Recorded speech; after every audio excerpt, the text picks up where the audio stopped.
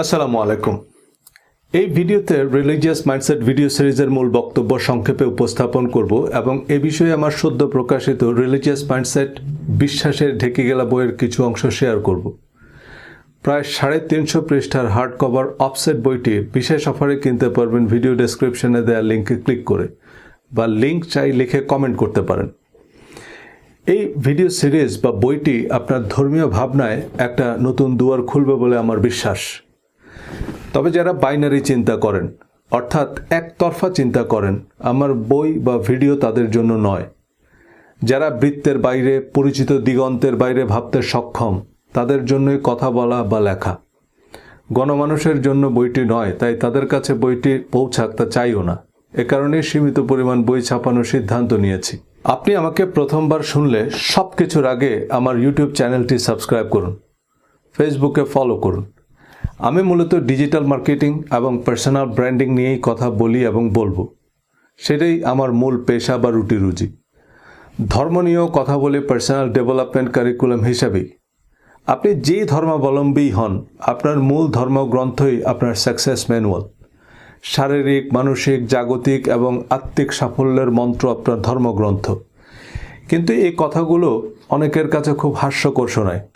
Religious mindset video সিরিজের নিয়মিত দর্শকরা একটি নতুন মাইন্ডসেট থেকে ধর্মকে উপলব্ধি করতে পারছেন। এই সিরিজটি সম্পর্কে আপনাদের মতামত দয়া করে কমেন্টে লিখে জানাবেন। এবং এই ভিডিওটি যেহেতু রিলিজিয়াস মাইন্ডসেট সিরিজের স্কাই ভিউ, তাই এই ভিডিওটি শেয়ার করার জন্য সবাইকে বিশেষভাবে অনুরোধ করব। এই ভিডিওটি আপনারা চাইলে ডাউনলোড করে সম্পূর্ণ ভিডিওটি আপনাদের নিজেদের ইউটিউব চ্যানেল বা ফেসবুক পেজে আপলোড করতে পারেন। তবে কোনো খণ্ডিত অংশ আপলোড করা যাবে না। অঙ্কের ক্লাসে মাঝখানে এসে যেমন কিছুই বোঝা যাবে না, আমার কথাগুলো মাঝখান থেকে শুনলে উল্টা বুঝবেন। রিলিজিয়াস মাইন্ডসেটে নতুন ভিডিও বানানোর ইচ্ছা বা প্রয়োজন খুব একটা নাই, কারণ আমি পার্সোনাল ডেভেলপমেন্ট এবং ডিজিটাল মার্কেটিংয়ে ফোকাস করতে চাই। আর এই প্লেলিস্টে যা ভিডিও আছে, enough to make up my point. Religion নিয়ে আগ্রহ থাকলে আমার ইউটিউব চ্যানেলের রিলিজিয়াস মাইন্ডসেট প্লেলিস্টের ভিডিওগুলো ধারাবাহিকভাবে এবং মনোযোগ দিয়ে শোনার অনুরোধ থাকলো। আর বইটি রেফারেন্স হিসাবে হাতের কাছে রাখবেন। এই বইটি একাধিকবার পড়লেও প্রতিবারই আপনার কাছে নতুন মনে হবে। কিছু ধারণা আমি ইচ্ছা করেই পুনরাবৃত্তি করেছি, কারণ এই প্রশ্নগুলো বিভিন্নভাবে ঘুরে ফিরে পাঠকের মাথায় আসবে। তবে এসব নিয়ে হাটে মাঠে যে কারোর সাথে তর্ক করবেন না, কারণ এই সহজ কথাগুলো বোঝা কিন্তু সহজ নয়। সহজ করে চিন্তা করাই কিন্তু সবচেয়ে কঠিন, কারণ আমরা বিশ্বাসের শক্ত ঢেকে গেলে বসে আছি।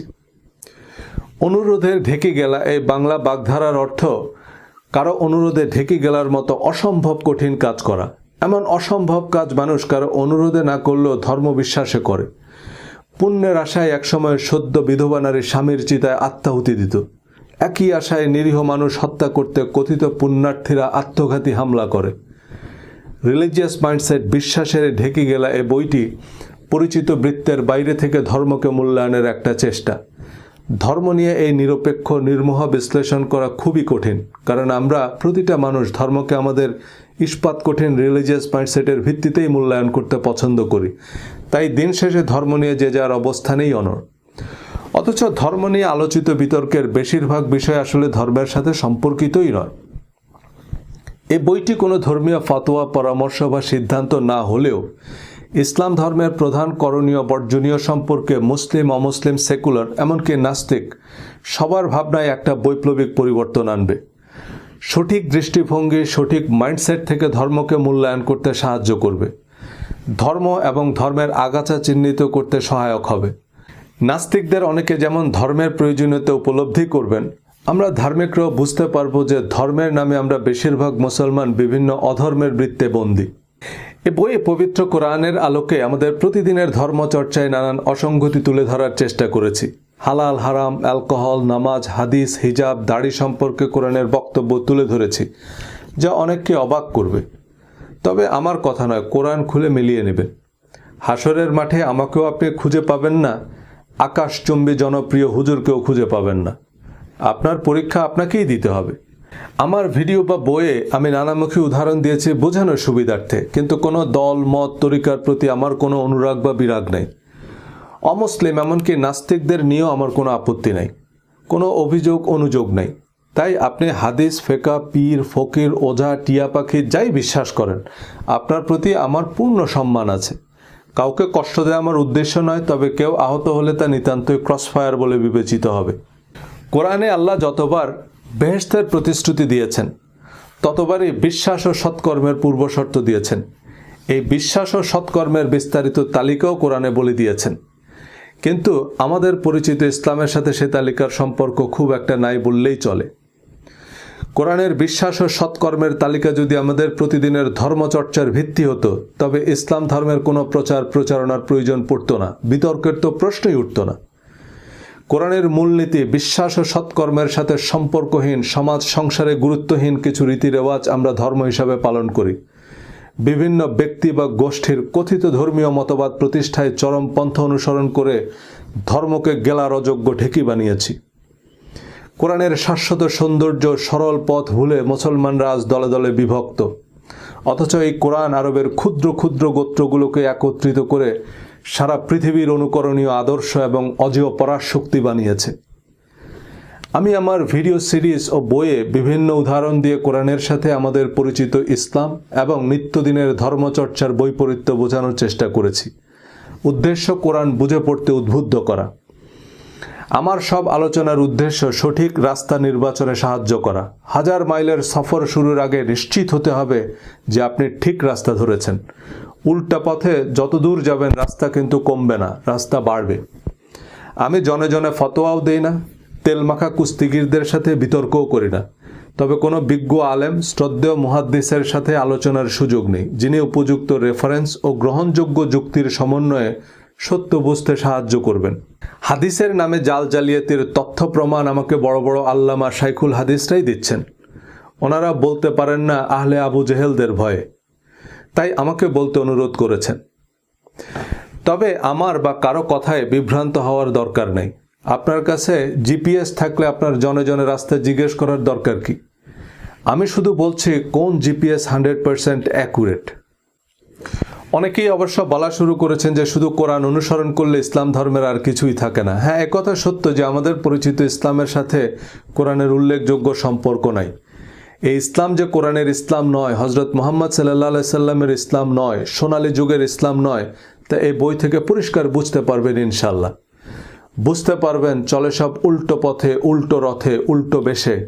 সোজা পথ পৌড়ে পায়ে, সোজা পথে কেউ চলে না। বাঁকা পথ জ্যাম হরদম, জমজমাট ভিড় কমে না। ধর্ম সম্পর্কে এক জীবনে খুব বেশি কিছু জানা সম্ভব নয়, তবে ধর্ম নিয়ে আমাদের কৌতূহলের অন্ত নেই।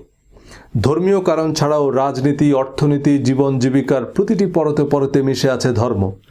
যারা ধর্মে বিশ্বাস করেন না তাদেরও ধর্ম নিয়ে আগ্রহ কম নয়। আমার শিক্ষা জীবনের শুরুটা মাদ্রাসায়, তবে যে কোনো কারণেই মাদ্রাসায় পড়ার সময়টাতে আমার ধর্ম নিয়ে খুব ইতিবাচক অভিজ্ঞতা হয়নি।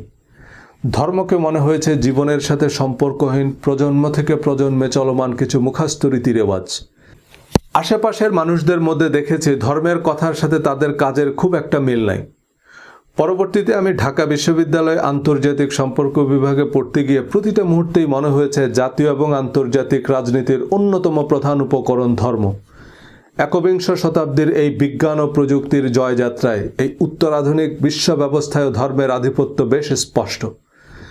ইউনিভার্সিটিতে এবং পরবর্তীতে আমেরিকায় অনেক সৎ, মহৎ, বিশ্বস্ত এবং সত্যিকারের ভালো মানুষ দেখেছি। এরা ধর্মে বিশ্বাস করে না বা কার্যত ধর্ম চর্চা করে না, কিন্তু তারা ধর্মের মানদণ্ডে উত্তীর্ণ। তারা ধর্মের কঠিনটা করছে, শুধু পোশাকি, রীতিরেওয়াজ আর বিশ্বাসের ভনিতা নাই। এদের বেশিরভাগ ধর্মে বিশ্বাস করে না, কারণ ধর্ম সম্পর্কে তাদের যে অভিজ্ঞতা তা ধর্ম সম্পর্কে একটা ভুল বার্তা। প্রসঙ্গত বলে রাখি, আমাদের আলেম উস্তাদদের মধ্যেও অনেক মুত্তাকি, মুখলেস, পরহেজগার ও গুণী ইসলামিক স্কলার আছেন যারা সত্যিকারের ধর্ম চর্চা করেন। তারা সর্বজন শ্রদ্ধেয় এবং আমাদের সকলের জন্য অনুকরণীয় আদর্শ। আস্তিক নাস্তিক বিতর্ক দিয়ে শুরু করা যাক। এখন বিজ্ঞানের যুগ। জ্ঞানের প্রতিটা শাখায় চলছে জানার অবিরাম চেষ্টা। বিশেষায়িত গবেষণা নির্ভর এবং প্রমাণ সাপেক্ষ তথ্যই এখনকার দুনিয়ায় গ্রহণযোগ্য। সঙ্গত কারণেই বিশ্বাসভিত্তিক ধর্ম প্রতিনিয়ত বিজ্ঞানের নানান চ্যালেঞ্জের মুখোমুখি হচ্ছে। কিন্তু ইসলাম ধর্ম নিয়ে সেকুলার নাস্তিক বা অমুসলিমদের বেশিরভাগ অভিযোগ ইসলামের সাথে সম্পর্কিতই নয়। মুসলমানদের জন্য আল্লাহর অনুমোদিত পথনির্দেশক হচ্ছে কোরআন, এবং কোরআন অনুযায়ী সর্বশক্তিমান আল্লাহতে অবিচল আস্থা এবং সৎকর্মই দুনিয়া ও আখিরাতের সাফল্যের পূর্বশর্ত। অন্যান্য সকল ধর্মমতের প্রতি উদার, ন্যায়সঙ্গত ও যৌক্তিক আচরণই কোরআনের নির্দেশনা। কিন্তু রাজনৈতিক, অর্থনৈতিক স্বার্থে ধর্মকে ব্যবহার করতে উদ্দেশ্যমূলকভাবে কোরআনের সাথে সম্পর্কহীন কিছু আচার আনুষ্ঠানিকতা ইসলাম হিসাবে প্রতিষ্ঠা করা হয়েছে, যা ধর্মকে পদে পদে প্রশ্নবিদ্ধ করছে। এসব প্রশ্ন নিয়ে আবার দিনভর বিতর্ক, নানান বৈজ্ঞানিক অবৈজ্ঞানিক ব্যাখ্যা, উত্তপ্ত বাদানুবাদ, হুমকি ধমকি। অথচ প্রতিটা ধর্মের মূল গ্রন্থগুলো যথাযথভাবে অনুসরণ করলে দেখবেন মুক্ত চিন্তা, প্রগতিশীলতা, পরমত সহিষ্ণুতা, মানবিক মূল্যবোধের কথা সবচেয়ে বেশি ধর্মগ্রন্থেই বলা হয়েছে। কিন্তু যারা ধর্মের দোকান খুলে বসেছেন তারা আপনাকে ধর্মের প্রকৃত সত্য জানতে দিবে না, আপনাকে চিন্তা গবেষণা করতে দিবে না। ধর্ম বিষয়ক কোনো ব্যাখ্যাকে বৈজ্ঞানিক না অবৈজ্ঞানিক হিসাবে নিব তা প্রাথমিকভাবে নির্ভর করে আমাদের এক্সিস্টিং ধর্মীয় বিশ্বাস বা রিলিজিয়াস মাইন্ডসেটের উপর। পৃথিবীর সব মানুষের কাছেই, এমনকি নাস্তিকদের কাছেও তাদের ধর্মীয় বিশ্বাস বিজ্ঞান ভিত্তিক, সার্বজনীন সত্য। কিন্তু বিজ্ঞান মানে যেটা আমরা বিশেষভাবে জানি, যে সম্পর্কে আমাদের কাছে এভিডেন্স আছে, আর বিশ্বাস হচ্ছে যে সম্পর্কে আমাদের কোনো জ্ঞান নেই বা আমাদের কাছে কোনো প্রমাণপত্র নেই, তবুও সত্য বলে মেনে নিয়েছি। বিশ্বাসের সাথে বিজ্ঞানের পার্থক্য নিয়ে আস্তিক নাস্তিক অনেকেই আমার কিছুটা দ্বিধাবিভক্ত মনে হয়েছে। অনেকে বিজ্ঞানের দোকান খুলে ধর্মকে বৈজ্ঞানিকভাবে প্রমাণের চেষ্টা করেন, কিন্তু যেটা প্রমাণিত তা তো আর বিশ্বাস নয়, তার নাম বিজ্ঞান বা হিকমা। আল্লাহ কিছু জিনিসের প্রতি ঈমান বা বিশ্বাস করতে বলেছেন, ইলম বা জানতে বলেননি, প্রমাণও করতে বলেননি। আল্লাহর অস্তিত্ব, আসমানি কিতাব, পরকাল, ফেরেশতাদের সম্পর্কে আমরা কিছুই জানি না, এবং আমাদের জীবদ্দশায় জানা সম্ভবও হবে না। কিন্তু আমাদেরকে কি জানতে বলা হয়েছে না বিশ্বাস করতে বলা হয়েছে? বিশ্বাস। আল্লাহর অস্তিত্ব প্রমাণ করতে হলে সেটা আল্লাহই সবচেয়ে ভালো করতে পারতেন। তিনি সরাসরি মানব জাতির উদ্দেশ্যে ভাষণ দিতে পারতেন। আল্লাহ আমাদের বিশ্বাস করতে বলেছেন, সো আমাদের কাজ বিশ্বাস করা। আল্লাহর অস্তিত্ব, ফেরেশতাদের অস্তিত্ব প্রমাণ করে বেড়ানো নয়। ঈমান, বিশ্বাস বা বিলিফ শব্দগুলোর অর্থই হচ্ছে যা জানি না বা যে ব্যাপারে আমাদের কাছে কোনো এভিডেন্স নাই তা সত্য বলে মেনে নেয়া। অবশ্যই সে বিশ্বাসের কিছু যৌক্তিক কারণ আছে, কিন্তু বিশ্বাস বা অবিশ্বাস কোনোটাই প্রমাণ করা যায় না। বিজ্ঞান মানে কোনো অতিপ্রাকৃতিক তেলেসমতি ব্যাপার না। সোজা বাংলায় বিজ্ঞান মানে বিশেষ জ্ঞান, কোনো বিষয়কে বিশেষভাবে জানা। ধর্মকে বুঝতে হলে ধর্ম সম্পর্কে বিশেষভাবে জানার চেষ্টা করতে হবে। শুধু শুধু টলেমি, কোপার্নিকাস, ডারউইন মারউইন কপচালেই একটা বিরাট বৈজ্ঞানিক আলোচনা হয়ে গেল, এমনটা আমার মনে হয় না। ডারউইনকে ভুল প্রমাণ করলে ঈশ্বরের অস্তিত্ব প্রমাণ হয়ে যাবে কিভাবে? আমেরিকার বড় বড় চার্চ, হার্ভার্ড ইউনিভার্সিটির ধর্মতত্ত্বের অধ্যাপকরা ডারউইনের তত্ত্বকে বাইবেলের সাথে সাংঘর্ষিক বলেনি, বরং অনেক ধর্মতাত্ত্বিক ডারউইনের তত্ত্বকে স্বাগত জানিয়েছেন। যে বিবর্তনের যে প্রক্রিয়া ডারউইন ব্যাখ্যা করেছেন, this is the natural way how god creates life. কিন্তু পরবর্তীতে থমাস হ্যাক্সলি বানরের বিবর্তনের মাধ্যমে মানুষের আকৃতির যে ক্যারিকেচার তৈরি করেন, এটা হয়ে গেল বিবর্তনবাদের প্রতীক। আর ডারউইনিজম মানে দাঁড়ালো মানুষ বানর ছিল। আবার ডারউইন যাই বলেছে তা তার জন্য এবং সংশ্লিষ্ট ডিসিপ্লিনের যারা ছাত্র, শিক্ষক, গবেষক তাদের জন্য বিজ্ঞান, কারণ সে বিষয়ে তাদের বিস্তর গবেষণালব্ধ বিশেষ জ্ঞান আছে। কিন্তু সে বিষয়ে বিশেষ জ্ঞান তো দূরে থাক, কোনো জ্ঞানই তো আমার নাই। এখন কোনো ব্যক্তিগত বিচার বিশ্লেষণ ছাড়া নাসা, হকিংস, ডারউইন, কোপার্নিকাসের নিঃশর্ত বিশ্বাস স্থাপন কি বৈজ্ঞানিক? তবে এসব বিতর্ক নাকি নাস্তিকদের যাবতীয় যুক্তির দাঁত ভাঙ্গা জবাব। আমার কৌতূহল হচ্ছে, আপনাকে দাঁত ভাঙতে বলছে কে? দাঁত ভাঙতে গিয়ে তো আপনি ধর্মের সৌন্দর্যই নষ্ট করে ফেলেছেন। ধর্মে মানুষ আকৃষ্ট হয় ধার্মিকের চারিত্রিক সৌন্দর্যে। অপ্রয়োজনীয় বিতর্কের দাঁত ভাঙ্গা রসদ মানুষকে ধর্ম থেকে দূরে ঠেলে দেয়, ধর্ম বিদ্বেষী বানায়। যুগে যুগে দেশে দেশে যারা ধর্ম প্রচার ও প্রতিষ্ঠা করেছেন তারা চরম আত্মত্যাগ, পরম ধৈর্য আর সর্বোত্তম আচরণ দ্বারা মানুষকে ধর্মে আকৃষ্ট করেছেন। ধর্ম প্রচারের ক্ষেত্রে কোরআনের নির্দেশ হচ্ছে, তোমরা প্রজ্ঞা ও উত্তম কথার দ্বারা মানুষকে আল্লাহর পথে ডাকো। কিন্তু প্রজ্ঞা ও উত্তম কথা বললে আপনি ইহুদির দালাল, র এজেন্ট। হিন্দু, খ্রিস্টান আর নাস্তিকদের কষিয়ে গালি দিয়ে বসিয়ে দিতে পারলে আপনি দায়ী ইলাল্লাহ। ধর্ম প্রচারের ক্ষেত্রে ভিন্ন মতকে ভ্রান্ত প্রমাণের যে নীতি আমাদের ধর্মগুরুরা নিয়েছেন এবং ভক্তদের হাতে বিতর্কের যে বিষাক্ত তীর তুলে দিয়েছেন, তা শেষ পর্যন্ত তাদেরকেই আঘাত করেছে। এই উত্তপ্ত বিতর্ক শুধু আস্তিক নাস্তিক, হিন্দু মুসলমান, শিয়া সুন্নিতেই থেমে নেই। জাকির নায়েক, মাওলানা মওদুদী, নোমান আলী, ইয়াসির কাদি, ডক্টর আবদুল্লাহ জাহাঙ্গীর, আব্বাসী, আজহারি সবাইকেই ভ্রান্ত, ভ্রষ্ট, কাফের, মুনাফেক, মুনকারিনে হাদিস, দালাল, জঙ্গি এমন গালিগালাজ শুনতে হচ্ছে। আল্লাহর দৃষ্টিতে ভালো কাজ বা সৎকর্ম হচ্ছে সচ্ছল অসচ্ছল অবস্থায় দান করা। যাদের উপর রাগ ঝাড়তে পারবেন বা রাগ করার খুব যৌক্তিক কারণ আছে, যাদের চাইলে শায়েস্তা করতে পারবেন বা শায়েস্তা করা উচিত, তাদের আল্লাহর ওয়াস্তে ক্ষমা করে দেয় এই সৎকর্ম। রাত জেগে তাহাজ্জুদের নামাজ পড়া সহজ, কিন্তু অসচ্ছল অবস্থায় দান করা, সে দানের প্রচার বা খোটা না দেয়া, সর্বাবস্থায় প্রতিশ্রুতি রক্ষা করা, বিশেষ পরিস্থিতিতে রাগ দমন করা, সব মানুষকে নিঃশর্ত ক্ষমা করা, সংকটে সংগ্রামে ধৈর্য ধারণ করা এভারেস্ট জয় করার চেয়েও কঠিন। আর এই অগ্নি পরীক্ষায় উত্তীর্ণরাই জান্নাতের সুসংবাদ প্রাপ্ত। 5 বার ওযুর পর শাহাদা পাঠ করলেই জান্নাতের 8টি দরজা খুলে দেওয়া হবে, এমন প্রতিশ্রুতি আল্লাহ কোরআনে দেননি এবং নবীজিকে এই জাতীয় কোনো কথা বলতেও বলেননি। একইভাবে অবিশ্বাস, অনাস্থা ও অসৎকর্মই নরকের পথে নিয়ে যাবে। যারা মানুষের সম্পদ অন্যায়ভাবে ভোগ করে, কথায় আচরণে মানুষকে কষ্ট দেয়, ইয়াতিমকে রূঢ়ভাবে তাড়িয়ে দেয়, দরিদ্রদের খাদ্যদানে উৎসাহ দেয় না, পারতপক্ষেও ছোট ছোট বিষয়ে মানুষকে সাহায্য করে না, অনর্থক আলাপে মগ্ন থাকে, সমাজে নৈরাজ্য সৃষ্টি করে, মিথ্যা সাক্ষ্য দেয়, প্রতিশ্রুতি ভঙ্গ করে, আমানতের খেয়ানত করে, কোরআন তাদেরকে জাহান্নামের হুঁশিয়ারি দিয়েছে। শুধু নামাজ, রোজা, তাওয়াব, তেলাওয়াতের জন্য তো মানুষকে দুনিয়াতে পাঠানোর দরকার ছিল না। দুনিয়া আখেরাতের আদর্শ পরীক্ষাগার, কারণ এখানে আমাদের শত রকমের দুশ্চিন্তা, অনিশ্চয়তা, অভাব, অনটন, রোগ, শোক, ব্যবসা বাণিজ্য, দেশ, জাতি, কত রকমের স্বার্থের দ্বন্দ্ব। এসবের ভেতর দিয়ে আমরা কতখানি ধর্মের প্রকৃত আদর্শে অটল থাকি, সেটাই আমাদের পরীক্ষা। যে মানুষ শতভাগ ধর্মীয় মূল্যবোধে শক্তিমান, আখেরাতের কথা বাদ দিলাম, সে মানুষ দুনিয়াতেই অবিসংবাদিত, অনুকরণীয় আদর্শ। এ ভালো কাজগুলো কিন্তু আমাদের আলেমরাও করছেন। বাংলাদেশের হাফেজে কাওমি এবং অন্যান্য মাদ্রাসায় অনেক এতিম সুবিধা বঞ্চিতরা পড়ছে। এ অনাথ অসহায় ছাত্রদের দায়িত্ব কিন্তু আমাদের হুজুররা নিয়েছেন। এটা অনেক বড় ইবাদত, কিন্তু কিছু হিরো আলেমদের হাস্যকর কাণ্ডকীর্তি পুরো আলেম সমাজ, মাদ্রাসা শিক্ষা এবং ইসলাম ধর্মকেই প্রশ্নবিদ্ধ করছে। কোরআন তথা ধর্ম হচ্ছে জীবন বিধান, কিন্তু কোরআনকে পাশ কাটিয়ে জীবনের সাথে সম্পর্কহীন, সমাজ সংসারে গুরুত্বহীন কিছু পোশাক আশাক, দোয়া, তাবিজ, রীতি রেওয়াজকে আমরা ধর্ম হিসাবে চর্চা করি। কিন্তু কোরআন যেসব করণীয় বর্জনীয় বলে দিয়েছে, সেসব ছায়ার মতো অনুসরণ করলে শুধু আখেরাত নয়, দুনিয়ার জীবনও হবে প্রাপ্তিতে, প্রশান্তিতে পরিপূর্ণ। কিন্তু কোরআন বহির্ভূত বা কোরআনের সাথে সঙ্গতিহীন এই ধর্মচর্চার ভিত্তি কি? কোরআনের ব্যাখ্যা, বিশ্লেষণ, শানে নজুল বা তাৎপর্য শিরোনামে প্রচলিত হাদিস, তাফসির বা ফিকার কিতাবগুলোকে কোরআন শরিয়ার ভিত্তি হিসাবে অনুমোদন দেয়। সেই অনুমোদনের মূলনীতি বা মানদণ্ড কি? আমার বন্ধু শিক্ষকদের অনেকেই বেশ বড় বড় ইসলামিক স্কলার। আমি তাদের কাছ থেকে প্রশ্নগুলোর উত্তর জানার চেষ্টা করেছি। আমাদের প্রধান প্রধান ধর্মাচারের সাথে কোরআনের সম্পর্ক খোঁজার চেষ্টা করেছি।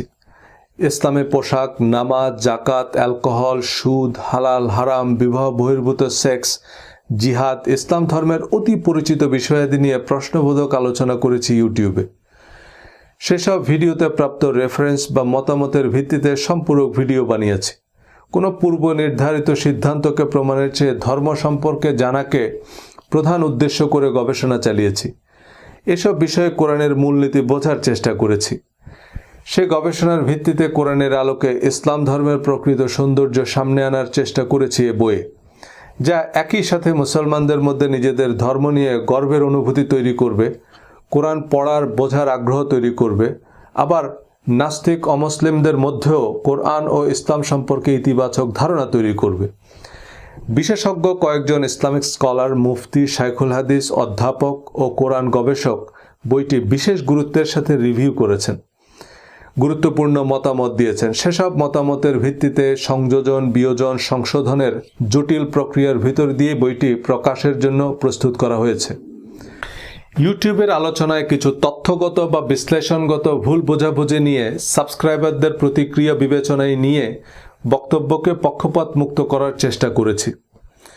আমি কোরআনের সীমার মধ্যে থেকে আলোচনা করেছি, কিন্তু সে বিশ্লেষণ সেকুলার, অমুসলিম বা নাস্তিকদের কাছেও গ্রহণযোগ্যতা পাওয়ায় আমি আশাবাদী যে প্রকৃত ধর্মের যে সৌন্দর্য তা সার্বজনীন। ধর্ম জিনিসটা আসলে কি? কোনো বস্তু বা পদার্থের ধর্ম বলতে আমরা খুব সহজেই বুঝি সে বস্তু বা পদার্থের সহজাত বৈশিষ্ট্য, যেমন আগুনের ধর্ম তাপ দেয়া বা পুড়িয়ে ফেলা। একজন মানুষের বেলাতে কথাগুলো সমানভাবে প্রযোজ্য। আমার আপনার ধর্ম মানে আমাদের সহজাত বৈশিষ্ট্য বা আমাদের স্বতঃস্ফূর্ত বিশ্বাস, ভাবনা বা আচরণ। এই সহজাত বৈশিষ্ট্যকে ধর্মনিরপেক্ষ দৃষ্টিকোণ থেকে বলা হয় অ্যাটিটিউড বা মানসিকতা। এই অ্যাটিটিউড মানে আপনি স্বয়ংক্রিয়ভাবে যা করেন। পজিটিভ অ্যাটিটিউড বলতে আমরা বুঝি তিনি অভ্যাসবশত ভালো কাজ করেন, তিনি সবসময় সত্য কথা বলেন, মানুষের সাথে সুন্দর আচরণ করেন, চুরি করেন না, দায়িত্ব অবহেলা করেন না, প্রতারণা করেন না, অসৎ পন্থা অবলম্বন করেন না, অনর্থক আলাপে মগ্ন থাকেন না, প্রতিশ্রুতি ভঙ্গ করেন না। পৃথিবীর যে কোনো প্রতিষ্ঠান নতুন কর্মী বা কর্মকর্তা নিয়োগের সময় এই গুণগুলো নিশ্চিত হতে চায়, কারণ এই মানুষগুলোকে নিয়ে কর্মক্ষেত্রে কোনো অভিযোগ অনুযোগ থাকে না, এদের সার্বক্ষণিক নজরদারির মধ্যে রাখতে হয় না।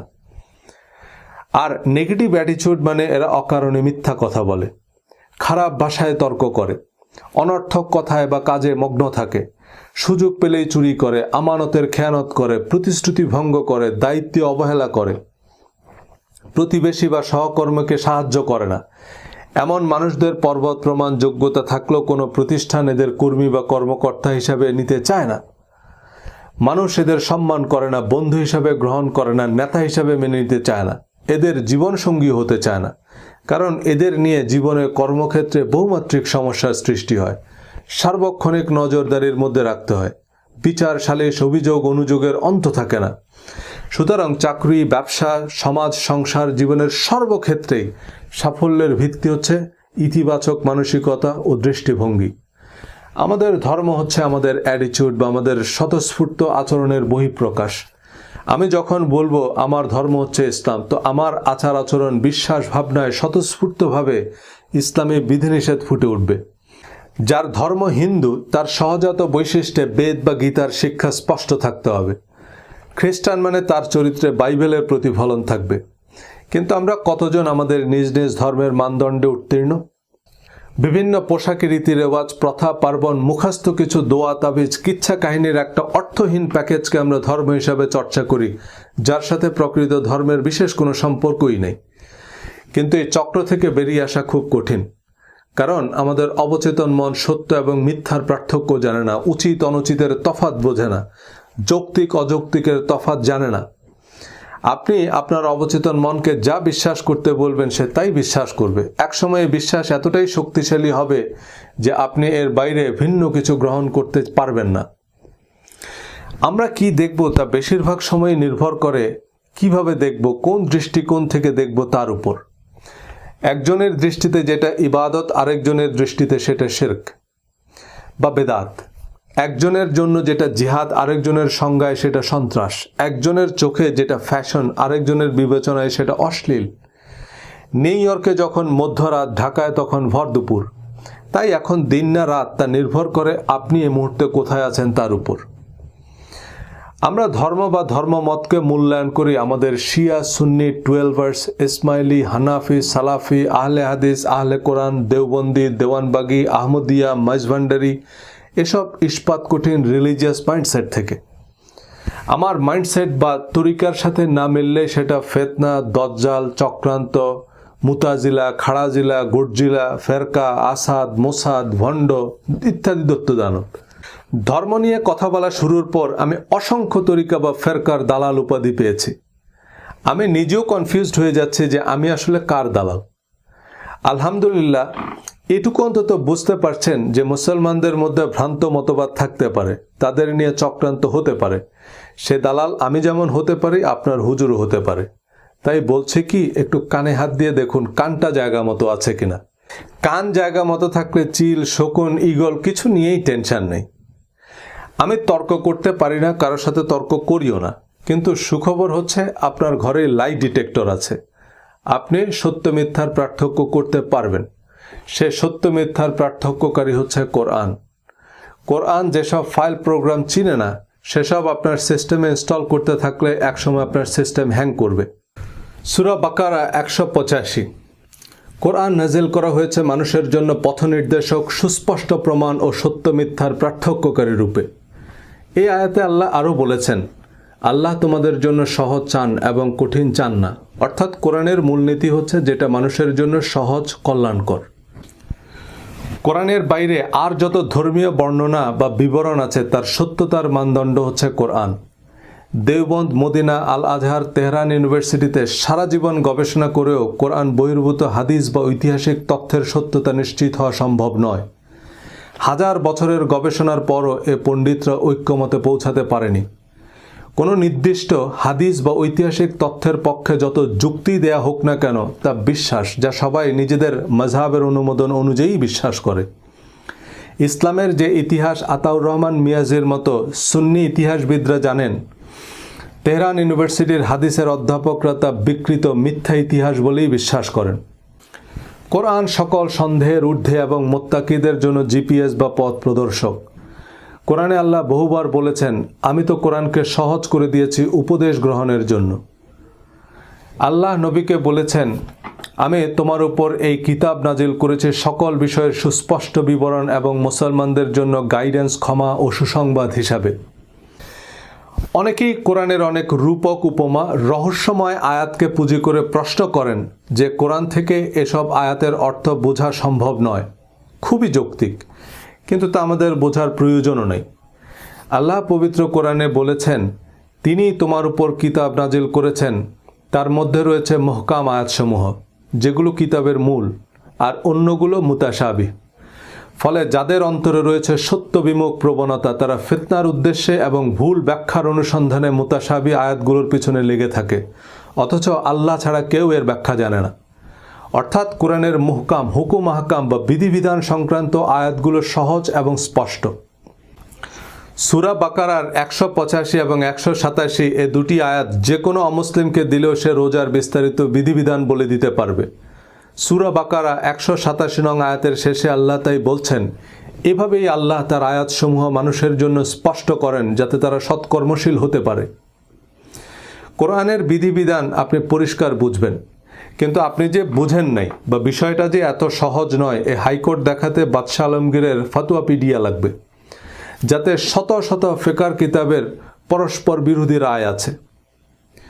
কোরআনের মুতাশাবিহ আয়াতগুলোর অর্থ আল্লাহ ছাড়া কেউ জানে না, কিন্তু যাদের অন্তরে রয়েছে সত্য বিমুখ প্রবণতা, তারা এই মুতাশাবিহ আয়াতগুলোর মন গড়া ব্যাখ্যা দিয়ে আল কায়দা বানাচ্ছে।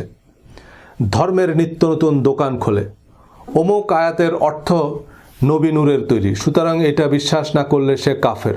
কাফেরের পিছনে নামাজ পড়লে নামাজ হবে না, সুতরাং নূর পার্টির আলাদা মসজিদ বানানো লাগবে।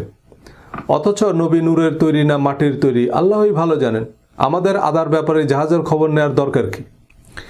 এই রূপক মুতাশাবিহ আয়াতের অযাচিত ব্যাখ্যা দিয়ে ধর্মকে গেলার অযোগ্য ঢেকি বানানো হয়েছে। এটা বিশ্বাস করলে কাফের, আবার না বিশ্বাস করলেও কাফের। ইমাম আবু হানিফা কাঁকড়া খাওয়াকে হারাম বলেছেন, সুতরাং কাঁকড়া খাওয়া হারাম, আর হারামকে হালাল মনে করলে সে কাফের। আবার আরেক ইমাম কাঁকড়া খাওয়াকে হালাল ফতোয়া দিয়েছেন, তো সেই ইমাম কাফের হননি?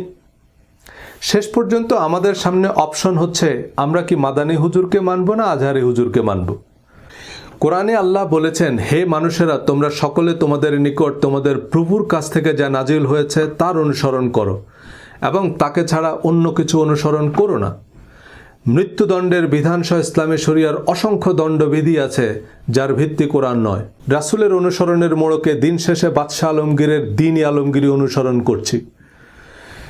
আল্লাহ কোরআনে বলেছেন, হে নবী, আপনি বলুন, তোমাদের এবং আমার মধ্যে আল্লাহ সাক্ষী, আমার উপর এই কোরআন অবতীর্ণ হয়েছে যাতে আমি এই কোরআন অনুযায়ী তোমাদের এবং যাদের কাছে এই কোরআন পৌঁছায় তাদের সতর্ক করতে পারি। সুতরাং রাসূলের অনুসরণ মানে কোরআনের নিরবিচ্ছিন্ন অনুসরণ।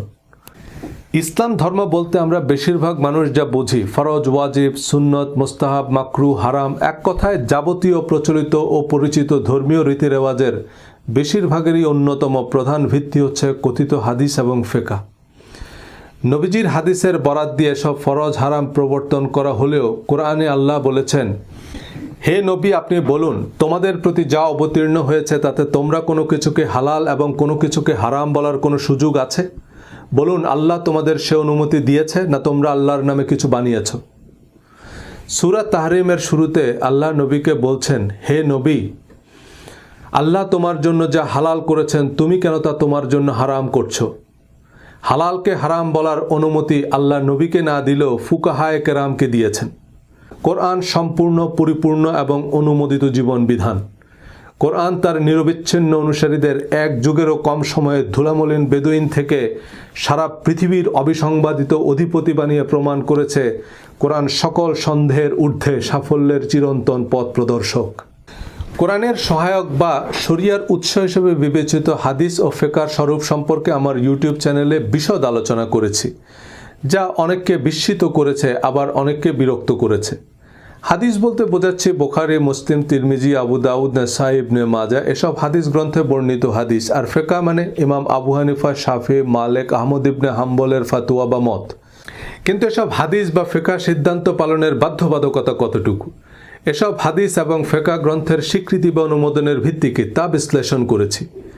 ইউটিউবে অনেকেই বিক্ষিপ্তভাবে বা বিচ্ছিন্নভাবে কোনো একটি ভিডিও দেখে প্রতিক্রিয়া দেখিয়েছেন। আমিও চাই না আমার ভিডিওগুলো মানুষ বিক্ষিপ্তভাবে দেখুক বা নেতিবাচক ক্যাপশন দিয়ে শেয়ার করুক, যা বিভ্রান্তি তৈরি করবে। কিন্তু আমি তো ইউটিউবকে বলতে পারি না যে আমার প্রথম ভিডিও দেখেনি সেজন্য আমার দ্বিতীয় ভিডিও দেখতে না পারে। আমি যদিও একটি প্লেলিস্টে সবগুলো ভিডিও সাজিয়ে দিয়েছি, এই ভিডিওর ডেসক্রিপশনে লিঙ্ক আছে, কিন্তু অনেকেই ধারাবাহিকভাবে বোঝার উদ্দেশ্যে শুনেন না, দাঁত ভাঙ্গা জবাব দেওয়ার উদ্দেশ্যে শুনেন। এই বইয়ে আমি আমার বক্তব্যকে আরও ধারাবাহিকভাবে সাজিয়েছি। আমার ভিডিওতে বা বইয়ে যদি কোনো তথ্যগত বা বিশ্লেষণগত ভুল ভ্রান্তি বা বিকল্প অনুবাদ বা ভিন্ন মত থাকে তা কমেন্টে জানাবেন, আমি নির্দ্বিধায় সংযোজন করব। কিন্তু আপনি মানুষকে বিভ্রান্ত করছেন এমন বিভ্রান্তিকর কমেন্ট করলে দয়া করে আপনার তরিকা উল্লেখ করবেন, তাহলে অন্তত বুঝবো যে শিয়া, আহমদিয়া, দেওয়ানবাগি কারা কারা আমার কথায় বিভ্রান্ত হচ্ছেন। বেশিরভাগ মানুষ হাদিস বলতে বোঝেন নবীজি সাল্লাল্লাহু আলাইহি সাল্লামের বাণী। এ কারণে কোনো নির্দিষ্ট হাদিস না মানার অর্থ করেন নবী মানে না। কত বড় কথা! নবী না মানলে সে মুসলমান হয় কি করে? হাদিস শব্দের অর্থ কথা বা স্টেটমেন্ট। যেমন কোরআনের আয়াতকে আল্লাহ হাদিস বলেছেন। কোরআন আল্লাহর হাদিস বা আল্লাহর বাণী, যার রাবি বা বর্ণনাকারী হচ্ছেন এমন একজন রাসূল যার বিশ্বস্ততা ও সত্যবাদিতার গ্যারান্টার স্বয়ং আল্লাহ। নবীজির হাদিস মানে নবীজি সাল্লাল্লাহু আলাইহি সাল্লামের কথা যা সাহাবীরা বর্ণনা করেছেন। সাহাবীদের কথা মানে সাহাবীদের হাদিস। আবু জেহেলের হাদিস মানে আবু জেহেলের কথা যা পূর্ববর্তী নবী রাসূলদের বরাত দিয়ে তারা সমাজে প্রতিষ্ঠা করেছে। হযরত ইব্রাহিম আলাইহিস সালামের বরাত দিয়েই তারা ল্যাংটা হয়ে কাবা তাওয়াফ করত। শয়তানের হাদিস মানে শয়তানের কথা। লাহওয়াল হাদিস মানে ফালতু কথা। হাদিসের একাডেমিক পরিভাষা হচ্ছে খবর। খবর মানে খুব সহজ, নিউজ। হাদিস বর্ণনাকারী সাহাবীকে ইংরেজিতে বলে রিপোর্টার, যেমন রিপোর্টেড বাই আবু হুরায়রা রাদিয়াল্লাহু তাআলা আনহু। হাদিস সংকলক ইমাম অনেকটা সম্পাদকের মতো, যিনি খবরের সত্যতা যাচাই বাছাই করে প্রকাশ করবেন। কিন্তু হাদিস বা খবর সত্য, মিথ্যা, উদ্দেশ্য প্রণোদিত যে কোনো কিছুই হতে পারে। হাদিস বর্ণনাকারী সাহাবী বা সংকলনকারী ইমামদের নাম বা অনুমোদন কোরআনে নাই। হাদিস বর্ণনাকারী সাহাবী বা সংকলনকারী ইমাম এবং প্রজন্ম থেকে প্রজন্মে যাদের মাধ্যমে আমাদের কাছে পৌঁছেছে তাদের সকলের সত্যবাদিতা ও বিশ্বস্ততার গ্যারান্টার হচ্ছেন আমাদের মাদানী, আব্বাসী বা আজহারি হুজুর। কোরআনে অনির্দিষ্টভাবেও কাউকে নবীজির কোরআন বহির্ভূত হাদিস বা আনঅফিশিয়াল স্টেটমেন্ট সংগ্রহের নির্দেশ দেওয়া হয়নি, এবং সুনির্দিষ্টভাবে কোনো সাহাবের নাম, পরিচয়, বিশ্বস্ততা ও সত্যবাদিতার নিশ্চয়তা দেওয়া হয়নি। বরং কোরআনে আল্লাহ বলেছেন, মদিনাবাসীদের মধ্যে অনেক মুনাফিক আছে, তুমি তাদেরকে চিনো না, আমি তাদেরকে চিনি। নবীজি সাল্লাল্লাহু আলাইহি সাল্লামের সময়ের মুসলমানদের মধ্যে কারা মুনাফিক ছিল তা নবীজিও জানতেন না।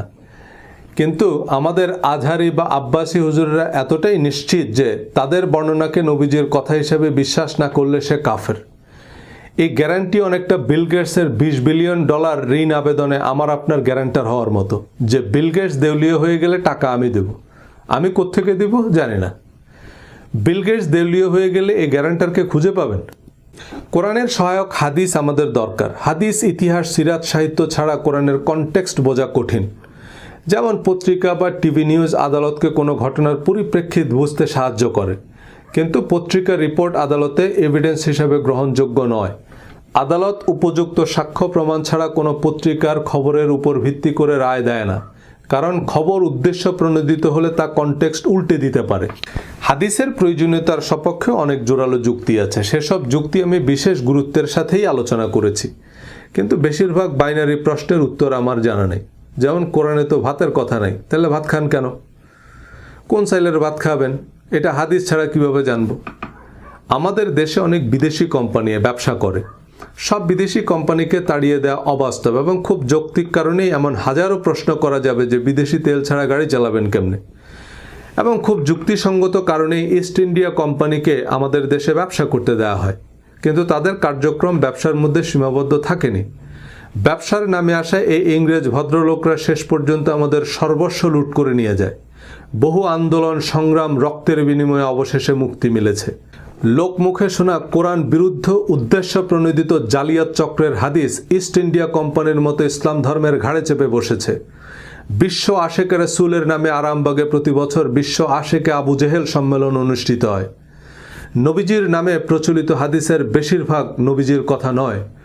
সাইবার সিকিউরিটি বা সাইবার ক্রাইম নিয়ে কথা বলার অর্থ এই নয় যে ইন্টারনেট ছাড়া কেমনে চলবেন। আপনার কম্পিউটারের অপারেটিং সিস্টেম এবং সিকিউরিটি সিস্টেম যে ফাইল চিনে না তাকে ফুল অ্যাক্সেস দেয়া কেমন আত্মঘাতী হতে পারে? যে সাংবাদিক সংবাদ মাধ্যম থেকে আমরা নবীজির এসব অননুমোদিত বক্তব্য পাচ্ছি, আল্লাহর প্রদত্ত কোরআন এদের কাউকেই চিনে না। আল্লাহর ডাটাবেজে এসব সাংবাদিক সম্পাদক সংবাদ সংস্থার নাম নাই। তাহলে হাদিস কি এবং কেন? সাধারণত হাদিস বলতে বোঝায় নবীজির আনঅফিশিয়াল স্টেটমেন্ট যার উল্লেখ কোরআনে নাই।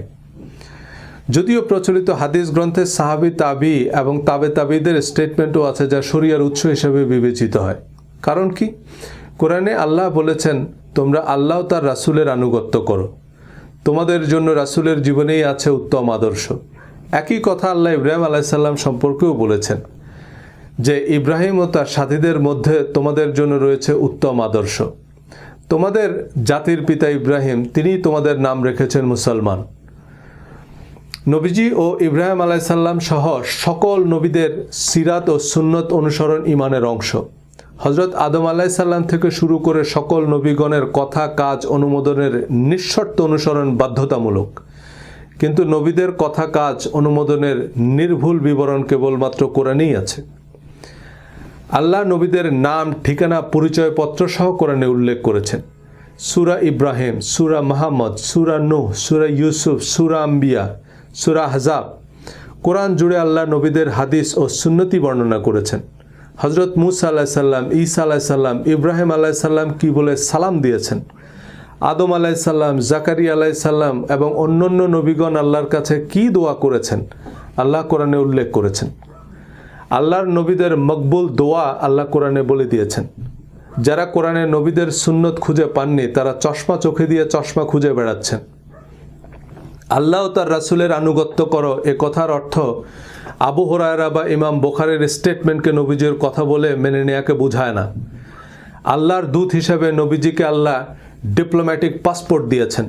নবীজির অফিসিয়াল স্টেটমেন্ট অবিকল সংরক্ষণের দায়িত্ব নিয়েছেন, কিন্তু আবু হুরায়রা বা ইমাম বুখারীর নিবন্ধন সার্টিফিকেটই নাই। কোরআনের সহস্রাধিক আয়াত আছে যেখানে আল্লাহ নবীকে বলেছেন, হে নবী আপনি বলুন, হে নবী আপনি পড়ুন, আপনি করুন, আপনি করবেন না।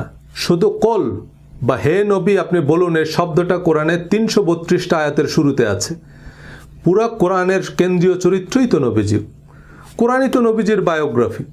সুতরাং নবীজি কি বলেছেন, কি করেছেন, কি আদেশ করেছেন, কি নিষেধ করেছেন তার বিশদ বর্ণনা কোরআনেই আছে। সেসবের সত্যতার গ্যারান্টার স্বয়ং আল্লাহ। এর বাইরে কেউ নবীর নামে কিছু বললেই তা নবীজির হাদিস নয়। জাল টাকায়ও গভর্নরের স্বাক্ষর থাকে। গভর্নরের স্বাক্ষর থাকলে যদি টাকা মনে করেন তো কত টাকা লাগবে বলেন?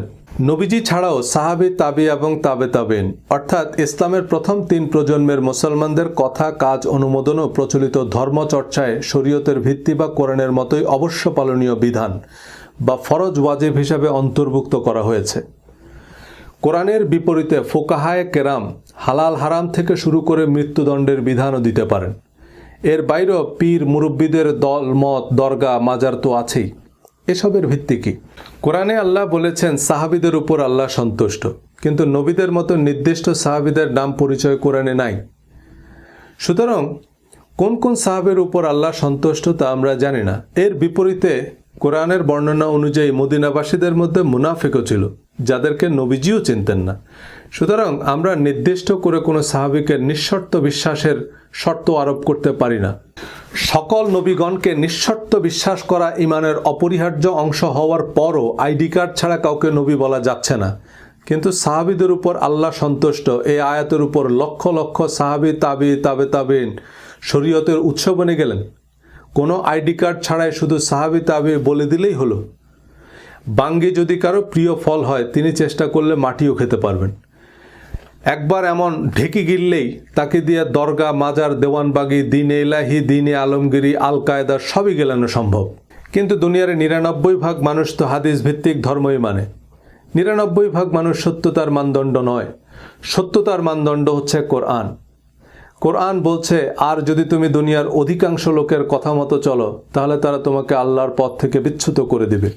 তারা তো শুধু অনুমানের অনুসরণ করে এবং তারা কেবল অনুমান ভিত্তিক কথাবার্তাই বলে। তবু হাদিসকে বাদ দিলে ধর্মের যে চেহারা দাঁড়ায় তার সাথে আমরা একেবারেই পরিচিত নই। এ কারণেই অনেকেই কোরআনের অনুসরণকে আহলে কোরআন ফেতনা, প্রোটেস্ট্যান্ট ভার্সন অফ ইসলাম, খ্রিস্টান প্রজেক্ট ইত্যাদি নাম দিয়ে পত্রপাঠ বিদায় করে দেন। যে শাইখুল হাদিস আবু হুরায়রা বা ইমাম বুখারীর বিশুদ্ধতার ১০০% গ্যারান্টি দিচ্ছেন, বিচারের মাঠে ইমাম বুখারী দেউলিয়া হয়ে গেলে এই গ্যারান্টারকে খুঁজে পাবেন কই? কোরআন পড়ে যদি আমি নাও বুঝি, তবুও তো আমি বলতে পারবো যে আল্লাহ, আমি তোমার কিতাব পড়ে এটুকু বুঝছি। আর আমি যে এটুকু বুঝছি তা তো অন্তর্যামী জানেন। কিন্তু আমি যদি বলি যে আমি বুখারী শরীফে পড়েছি, আল্লাহ যদি জিজ্ঞেস করে যে বুখারী আবার কে, তখন? আমাদের শাইখুল হাদিসরা লাখ লাখ হাদিস মুখস্থ করেছেন, আলহামদুলিল্লাহ। এবং এই বিবেচনাই আমরা তাদেরকে সাহাবী তাবেঈদের গ্যারান্টার হিসাবে মানি। আমরা যেহেতু দেওবন্দ মদিনায় পড়িনি, আমরা হাদিস কোরআন নিয়ে কথা বলার কে? আপনি যাবেন উত্তরা, কিন্তু উত্তরা ক্রস করে আপনি দিনাজপুর গিয়ে উঠলেন।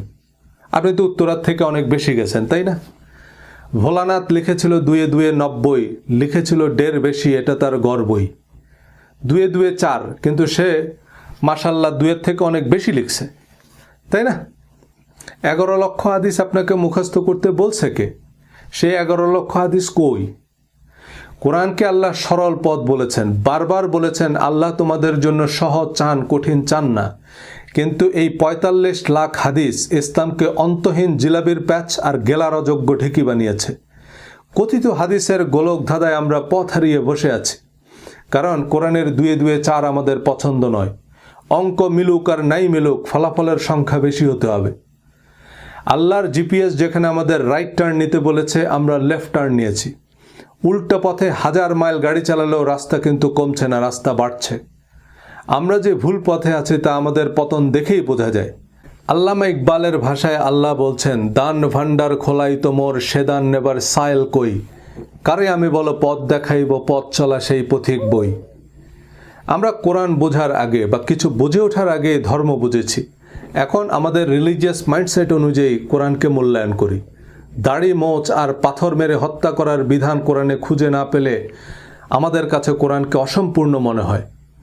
হিন্দুদের কাছেও বেদকে অসম্পূর্ণ মনে হয়, কারণ তাতে মূর্তি পূজার কথা নাই, মাত্র একজন ঈশ্বরের কথা আছে। পুলিশের অনেকের কাছে সংবিধানকে অসম্পূর্ণ মনে হতে পারে, কারণ তাতে ক্রসফায়ারের বিধান নাই। ও ভাই, সংবিধানে না থাকলে তা অসাংবিধানিক।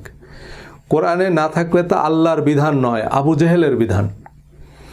আল্লাহ বলেছেন কোরআন বুঝতে হবে যে কোনো পূর্বানুমানকে মিউট করে।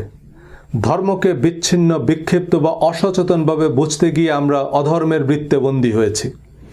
মাদ্রাসা জীবন শেষে চতুর্মুখী জ্ঞান ও অভিজ্ঞতা হলেও আমরা বুঝতে পারিনি যে কোরআনের কাছে আমাদের জিজ্ঞাসা কি। পৃথিবীর তাবৎ প্রশ্নের উত্তর জানে গুগল, কিন্তু আপনাকে তো জানতে হবে হোয়াট টু আস্ক গুগল। সারা জীবন কোরআন পড়েও অনেক প্রশ্নের উত্তর মেলেনি, কারণ প্রশ্নটাই মাথায় ছিল না। ২০ বছর যে বাড়িতে থাকেন সে বাড়ির কয়টা সিঁড়ি বলতে পারবেন? কোনোদিন তো গুনে দেখিনি, কারণ সিঁড়ির সংখ্যা জানার দরকার কি? আমাদের নামাজ, রোজা, হাদিস, হিজাব, হালাল হারাম, পাপ পুণ্য, ভালো মন্দ সম্পর্কে কোরআন কি বলছে বাড়ির সিঁড়ি গোনার মতো কোনোদিন গুনে দেখিনি। মাদানী হুজুর বলেছে, আজহারি হুজুর বলেছে, ওনারা নিশ্চয়ই গুনেই বলেছে। ওনারাও গোনার দরকার মনে করেননি, কারণ মদিনা আজহারের অধ্যাপকরা বলেছেন, ওনারা তো নিশ্চয়ই গুনেছে। মাদ্রাসায় পাল্টা প্রশ্ন করার কোনো সুযোগ নেই। ইন্টারনেট হুজুরদের জবাবদিহিতার মুখোমুখি করেছে, এখন শিয়া, সুন্নি, আহমদিয়া, আটরশি, কওমি, আহলে হাদিস সবার ওয়াজ আমরা অনলাইনে দেখছি। একজন এক কথা বলছে। আজহারি সাহেবের ফতোয়া আব্বাসি হুজুর মানে না, ইমাম খোমেনির ইসলাম ইমাম সুদাইস জানে না। আমি হাদিস, তাফসির, ইসলামের ইতিহাস, সাহিত্য সবই পড়ি এবং পড়তে উৎসাহ দিই। নবীজি সাল্লাল্লাহু আলাইহি সাল্লাম এবং প্রধান সাহাবীদের জীবনাচরণের নির্ভুল বিবরণ এবং সহিহ হাদিস অনুসরণ আবশ্যক, কিন্তু তা কোরআনের মূলনীতির সাথে সামঞ্জস্যপূর্ণ হতে হবে। হাদিস বিশারদ ইমামগণের অভিমত ও হাদিস শাস্ত্রের মূলনীতি অনুযায়ী কোরআনের সাথে সম্পর্কহীন এবং সামঞ্জস্যহীন হাদিস শরীয়তের বিধান হিসাবে অকার্যকর, কারণ নবীজি সাল্লাল্লাহু আলাইহি সাল্লাম এবং তার সাহাবীগণ কোরআন পরিপন্থী কোনো কথা বলেছেন বা কাজ করেছেন এটা একজন মুসলমান নীতিগতভাবে বিশ্বাস করতে পারে না। আমাদের সামনে অনেক হাদিস আছে যা কোরআনের ব্যাখ্যা, বিশ্লেষণ বা মর্মার্থ বলে বিবেচিত হতে পারে, কারণ সেসব হাদিসের মূল বক্তব্য কোরআনের সীমা অতিক্রম করেনি। নবীজির অনেক উপদেশ এবং কোরআনের সাথে সঙ্গতিপূর্ণ হাদিস নিয়েও আমি আলোচনা করেছি আমার বইয়ে, ভিডিওতে, এবং কোরআনের সাথে সঙ্গতিপূর্ণ হাদিসগুলোই সহিহ হাদিস। কিন্তু এই হাদিসগুলো বিবেচনায় নিয়ে আপনি যখনই হাদিসকে নিঃশর্ত অনুমোদন দিবেন, তখন দেখবেন অসংখ্য হাদিস এবং হাদিস ভিত্তিক সিদ্ধান্ত কোরআন বিরুদ্ধ, কোরআনের সাথে সামঞ্জস্যহীন এবং অতিরঞ্জন, ইসলামের মৌলিক নীতির পরিপন্থী। হাদিসের চোরাবালিতে ইসলাম অধ্যায়ে এমন কিছু হাদিস পাশাপাশি আলোচনা করেছি। নবীর সুন্নত বলতে যারা দাড়ি রাখা আর অবাঞ্ছিত লোম কাটা বোঝেন, তারা হাদিস না মানা বলতেও এসব কিছুই বোঝেন। আমি নবীর সুন্নত বলতে আজওয়া খেজুর বুঝি না। হাদিসও আমার আপত্তি আপনার হিজাব, নেকাব বা দাড়ি নিয়ে নয়।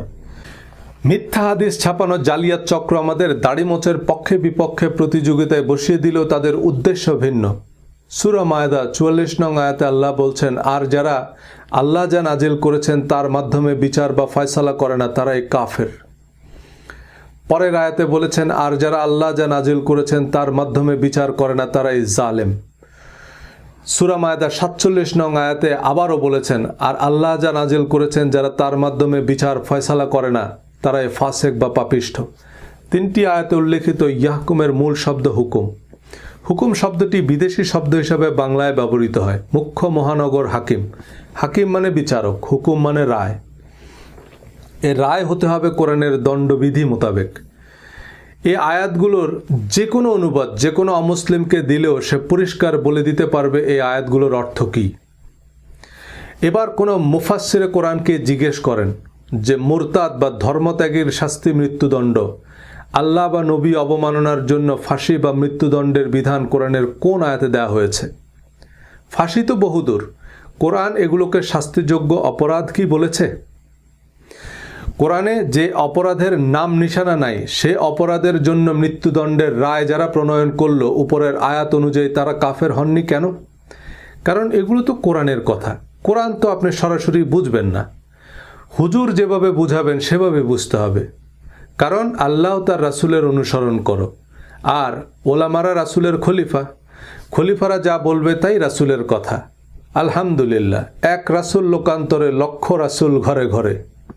উহুদ, খন্দক সহ মুসলমানদের বিরুদ্ধে বেশিরভাগ যুদ্ধের সেনাপতি ছিলেন আবু সুফিয়ান। উহুদ যুদ্ধে মুসলমানদের নাজেহাল হতে হয়েছে খালিদ বিন ওয়ালিদের পাল্টা আক্রমণে।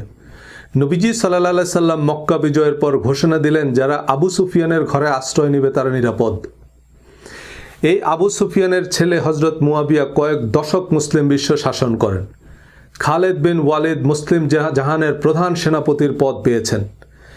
অবমাননা নয়, যারা নবীজিকে নিজের ভিটামাটি থেকে উচ্ছেদ করেছে, নবীর বিরুদ্ধে যুদ্ধ করেছে, নবী তাদের কি শাস্তি দিয়েছেন? নিঃশর্ত ক্ষমা ও বিশেষ সম্মান। তো নবীজির নামে মিথ্যা হাদিস বানিয়ে যারা এসব দাঙ্গা হাঙ্গামা করেন তারা কোন নবীর সুন্নত অনুসরণ করেন? ইয়াজিদ নবীর না আবু জেহেল নবীর? আল কায়দা নাকি ইসরায়েল বানিয়েছে মুসলমানদের সুনাম নষ্ট করতে। নবীর নামে এমন জঘন্য মিথ্যা হাদিসের ভিত্তিতে যারা নিরপরাধ মানুষ হত্যার দাবিতে মিছিল করে তাদেরকে কারা বানিয়েছে? যারা আগুন নিয়ে খেলছেন তারা নিজেরাও জানেন না যে এই আগুন তাদেরকে পুড়িয়ে ছারখার করবে। হাদিসের ভিত্তিতে শরিয়া আইন প্রণয়ন করে ইরান, ইরাক, সৌদি আরবে অসংখ্য ইসলামী স্কলারকে ধর্মীয় ভিন্ন মতের কারণে জেল, জুলুম ও মৃত্যুদণ্ড দেওয়া হয়েছে। কোরআনে কেসাসের আয়াতগুলো খুনের বদলে খুন, চোখের বদলে চোখ এমন পরিষ্কার হলেও যে অপরাধে আপনি একজন মুসলমানকে মৃত্যুদণ্ড দিলেন কোরআন অনুযায়ী তা অপরাধী নয়। যে হাদিস অনুযায়ী মৃত্যুদণ্ড দেওয়া হয়েছে, হাদিসের আরেকজন এমিরেটাস অধ্যাপক সে হাদিসকে জাল বলছেন। এ কেমন আইন, এ কেমন জীবন বিধান? এমন জালিয়াতি বেদ বাইবেল নিয়ে হয়েছে।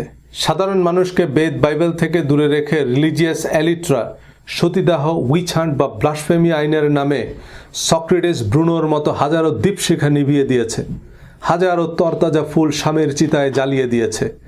তারপর রাজা রামমোহন রায় বেদ আর মার্টিন লুথার কিং বাইবেলকে সাধারণ মানুষের বোধগম্য করে অনুবাদ করলেন সে অন্ধকারে আলো জ্বালাতে। কোরআন বুঝে পড়ুন, আলো আসবেই। আজ যে কথাগুলো আমি বলছি, কাল এ কথাগুলো মাদানী আজহারি হুজুররা বলবেন। তাদের একটু অভয় দেন, পরিবেশ তৈরি করুন। তারা সাহস করে সত্যটুকু বললে আমাদের বলতে হয় না, তারা বললে মানুষ আরও উপকৃত হবে। বড় বড় আলেমরাও এ ব্যাপারে একমত যে কোরআনের সাথে অসামঞ্জস্যপূর্ণ হাদিস পরিত্যাজ্য, কিন্তু আলেমদেরও অনেক প্রতিবন্ধকতা আছে, দল মত, পক্ষ বিপক্ষ, স্বার্থের দ্বন্দ্ব বা নানান রকমের হুমকি আছে। চাইলেই সব সত্য বলতে পারেন না।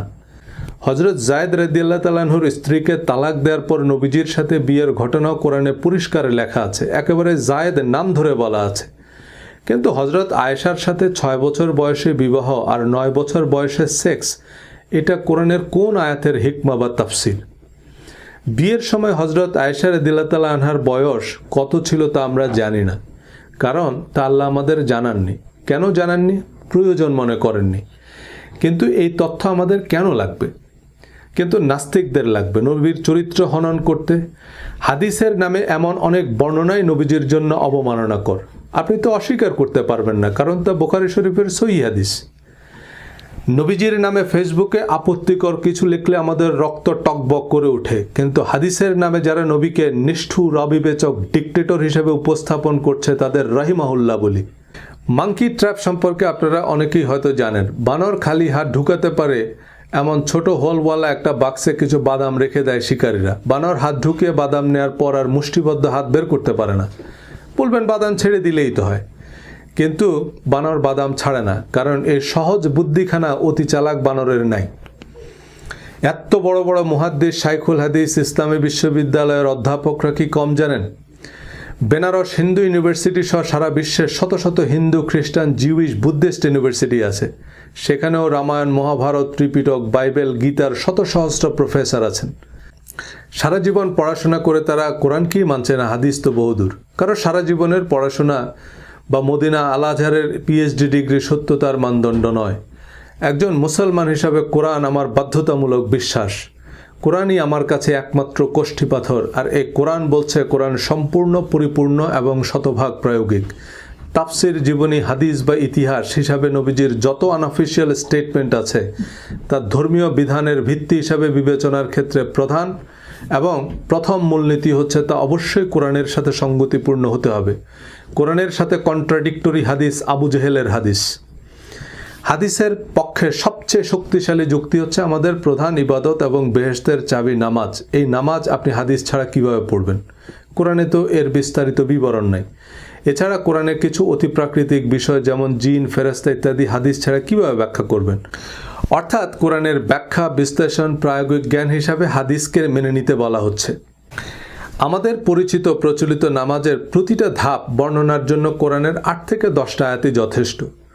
দিনে 50 রাকাত নামাজ পড়লেও প্রতি রাকাত একই রকম। সুতরাং 1 রাকাতের বিস্তারিত নিয়ম পাওয়া গেলেই বিষয়টা সহজ হয়ে যায়। আর যিনি বলছেন যে আমরা হাদিস অনুযায়ী নামাজ পড়ি, একটু জিজ্ঞেস করবেন যে আমরা কোন কোন হাদিস অনুযায়ী নামাজ পড়ি, সে হাদিসগুলো একটু দেখান। আমি কোরআনের ভিত্তিতে কথা বলি তাই অনেকে গোমরা হয়ে যাচ্ছেন।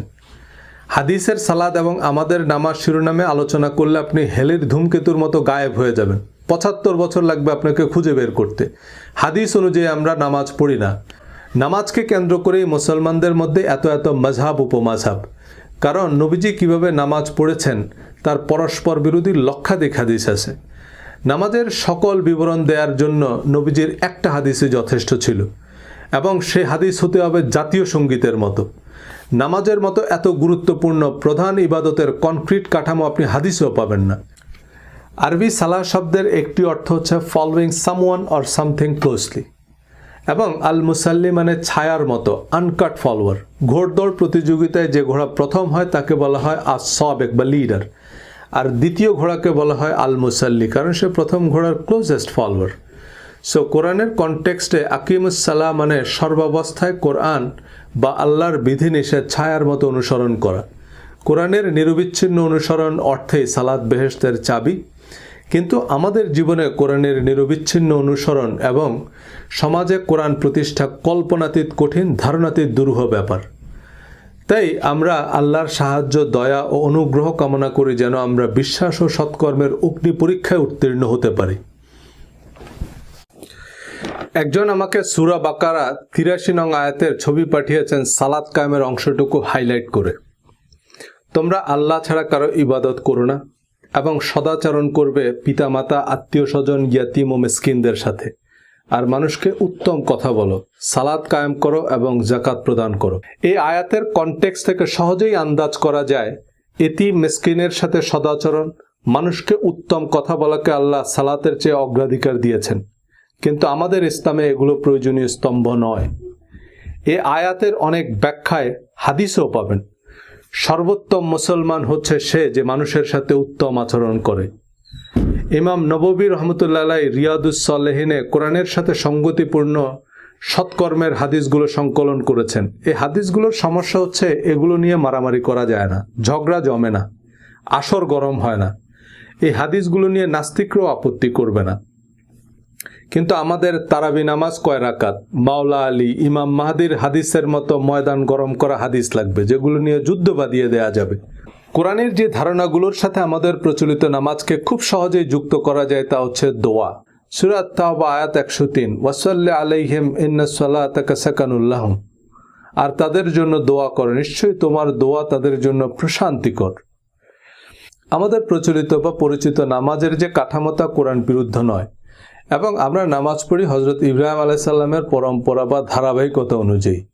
তিনি আমাদের নাম রেখেছেন মুসলমান। আমাদের পূর্ববর্তীরা এবং আমরা সেই একই ধারাবাহিকতায় নামাজ পড়ি।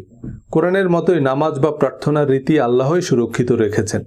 নামাজ বা প্রার্থনা হচ্ছে আত্মশুদ্ধির পথ, আত্ম উন্নয়নের সিঁড়ি। এই সালাত বা প্রার্থনায় সবচেয়ে জরুরি হচ্ছে স্টেট অফ মাইন্ড। প্রার্থনার নির্দিষ্ট ফর্ম এবং ফরম্যাট আল্লাহ কোরআনে প্রোফাইল পিকচার হিসাবে সেট করে দিয়েছেন। সে নির্দিষ্ট ফর্ম এবং ফরম্যাটে আবেদন না করলে আবেদনপত্র গৃহীতই হবে না। প্রার্থনার আধ্যাত্মিক শক্তি অধ্যায়ে এবং ভিডিওতে আলোচনা করেছি বিস্তারিত।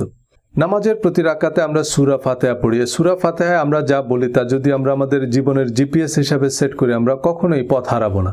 কিন্তু কতজন সূরা ফাতিহার অর্থ জানি, মর্মার্থ বুঝি? সূরা তাওবা ৬০ নং আয়াতে যাকাত ফরজ করা হয়েছে, কিন্তু এই আয়াতে যাকাত নয়, আল্লাহ সাদাকা বা দান শব্দটি ব্যবহার করেছেন। সাদাকাকে আমরা যাকাত বলছি। কেন বলছি? রোগ জটিল করতে। কোরআন যেটাকে ঈমান বলছে, আমরা সেটাকে আকীদা বলছি, সহি আকীদার দোকান খুলতে। সহি আকীদা শব্দটাই তো সহি নয়। আল্লাহ ঈমান বলেছে, ঈমান বা বিশ্বাসের তালিকাও দিয়েছেন। এর বাইরে নতুন নতুন বিশ্বাসের শর্ত জুড়ে পাইকারি হারে কাফের মোরতাদের ফতোয়া দেওয়ার লাইসেন্স কে দিল? আহলে কোরআন নামেও একটা লিমিটেড কোম্পানি আছে, এরা বেশিরভাগই কার্যত আহলে কোরআন না। আবার আহলে কোরআনকে ভ্রান্ত প্রমাণ করার সুবিধার্থে অনেকে তাদের হয়ে কিছু কল্পিত মতবাদ তৈরি করেছে, তাদের জল্পিত কল্পিত ইতিহাস তৈরি করেছে, তাদের ভ্রান্ত ভ্রষ্ট বিশ্বাসের ফিরিস্তি শোনাচ্ছেন। কোরআনের নামেও লিমিটেড কোম্পানি খোলার অনুমতি দেয় না। কোরআনের বরাত দিয়ে কে কি বলল তাকে নিয়ে আমার গবেষণা করার কি দরকার?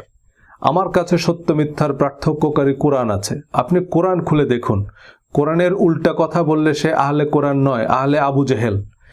কিন্তু কোরআনের কথা বললে তাকে ভ্রান্ত বলাটা কি কোরআনকে প্রশ্নবিদ্ধ করা নয়?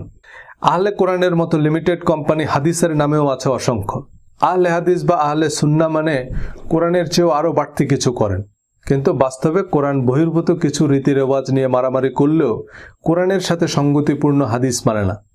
কোরআনে বিশ্বাস ও সৎকর্মের যে তালিকা তা হাদিসও সমানুপাতিক গুরুত্বের সাথেই আলোচনা করা হয়েছে, কিন্তু আমাদের ধর্মচর্চায় সেসব হাদিসও অগ্রাধিকার পায়নি। ইমাম আবু হানিফা এবং নাসিরউদ্দিন আলবানী সহ অন্যান্য ইমামরাও বিশ্বাস ও সৎকর্মকে যথাযথ গুরুত্বের সাথেই আলোচনা করেছেন। এমনকি আমাদের আলেম ওয়াইজিনরাও তা গুরুত্বের সাথেই আলোচনা করেন, কিন্তু তা আমাদের মনোযোগ আকর্ষণ করে না।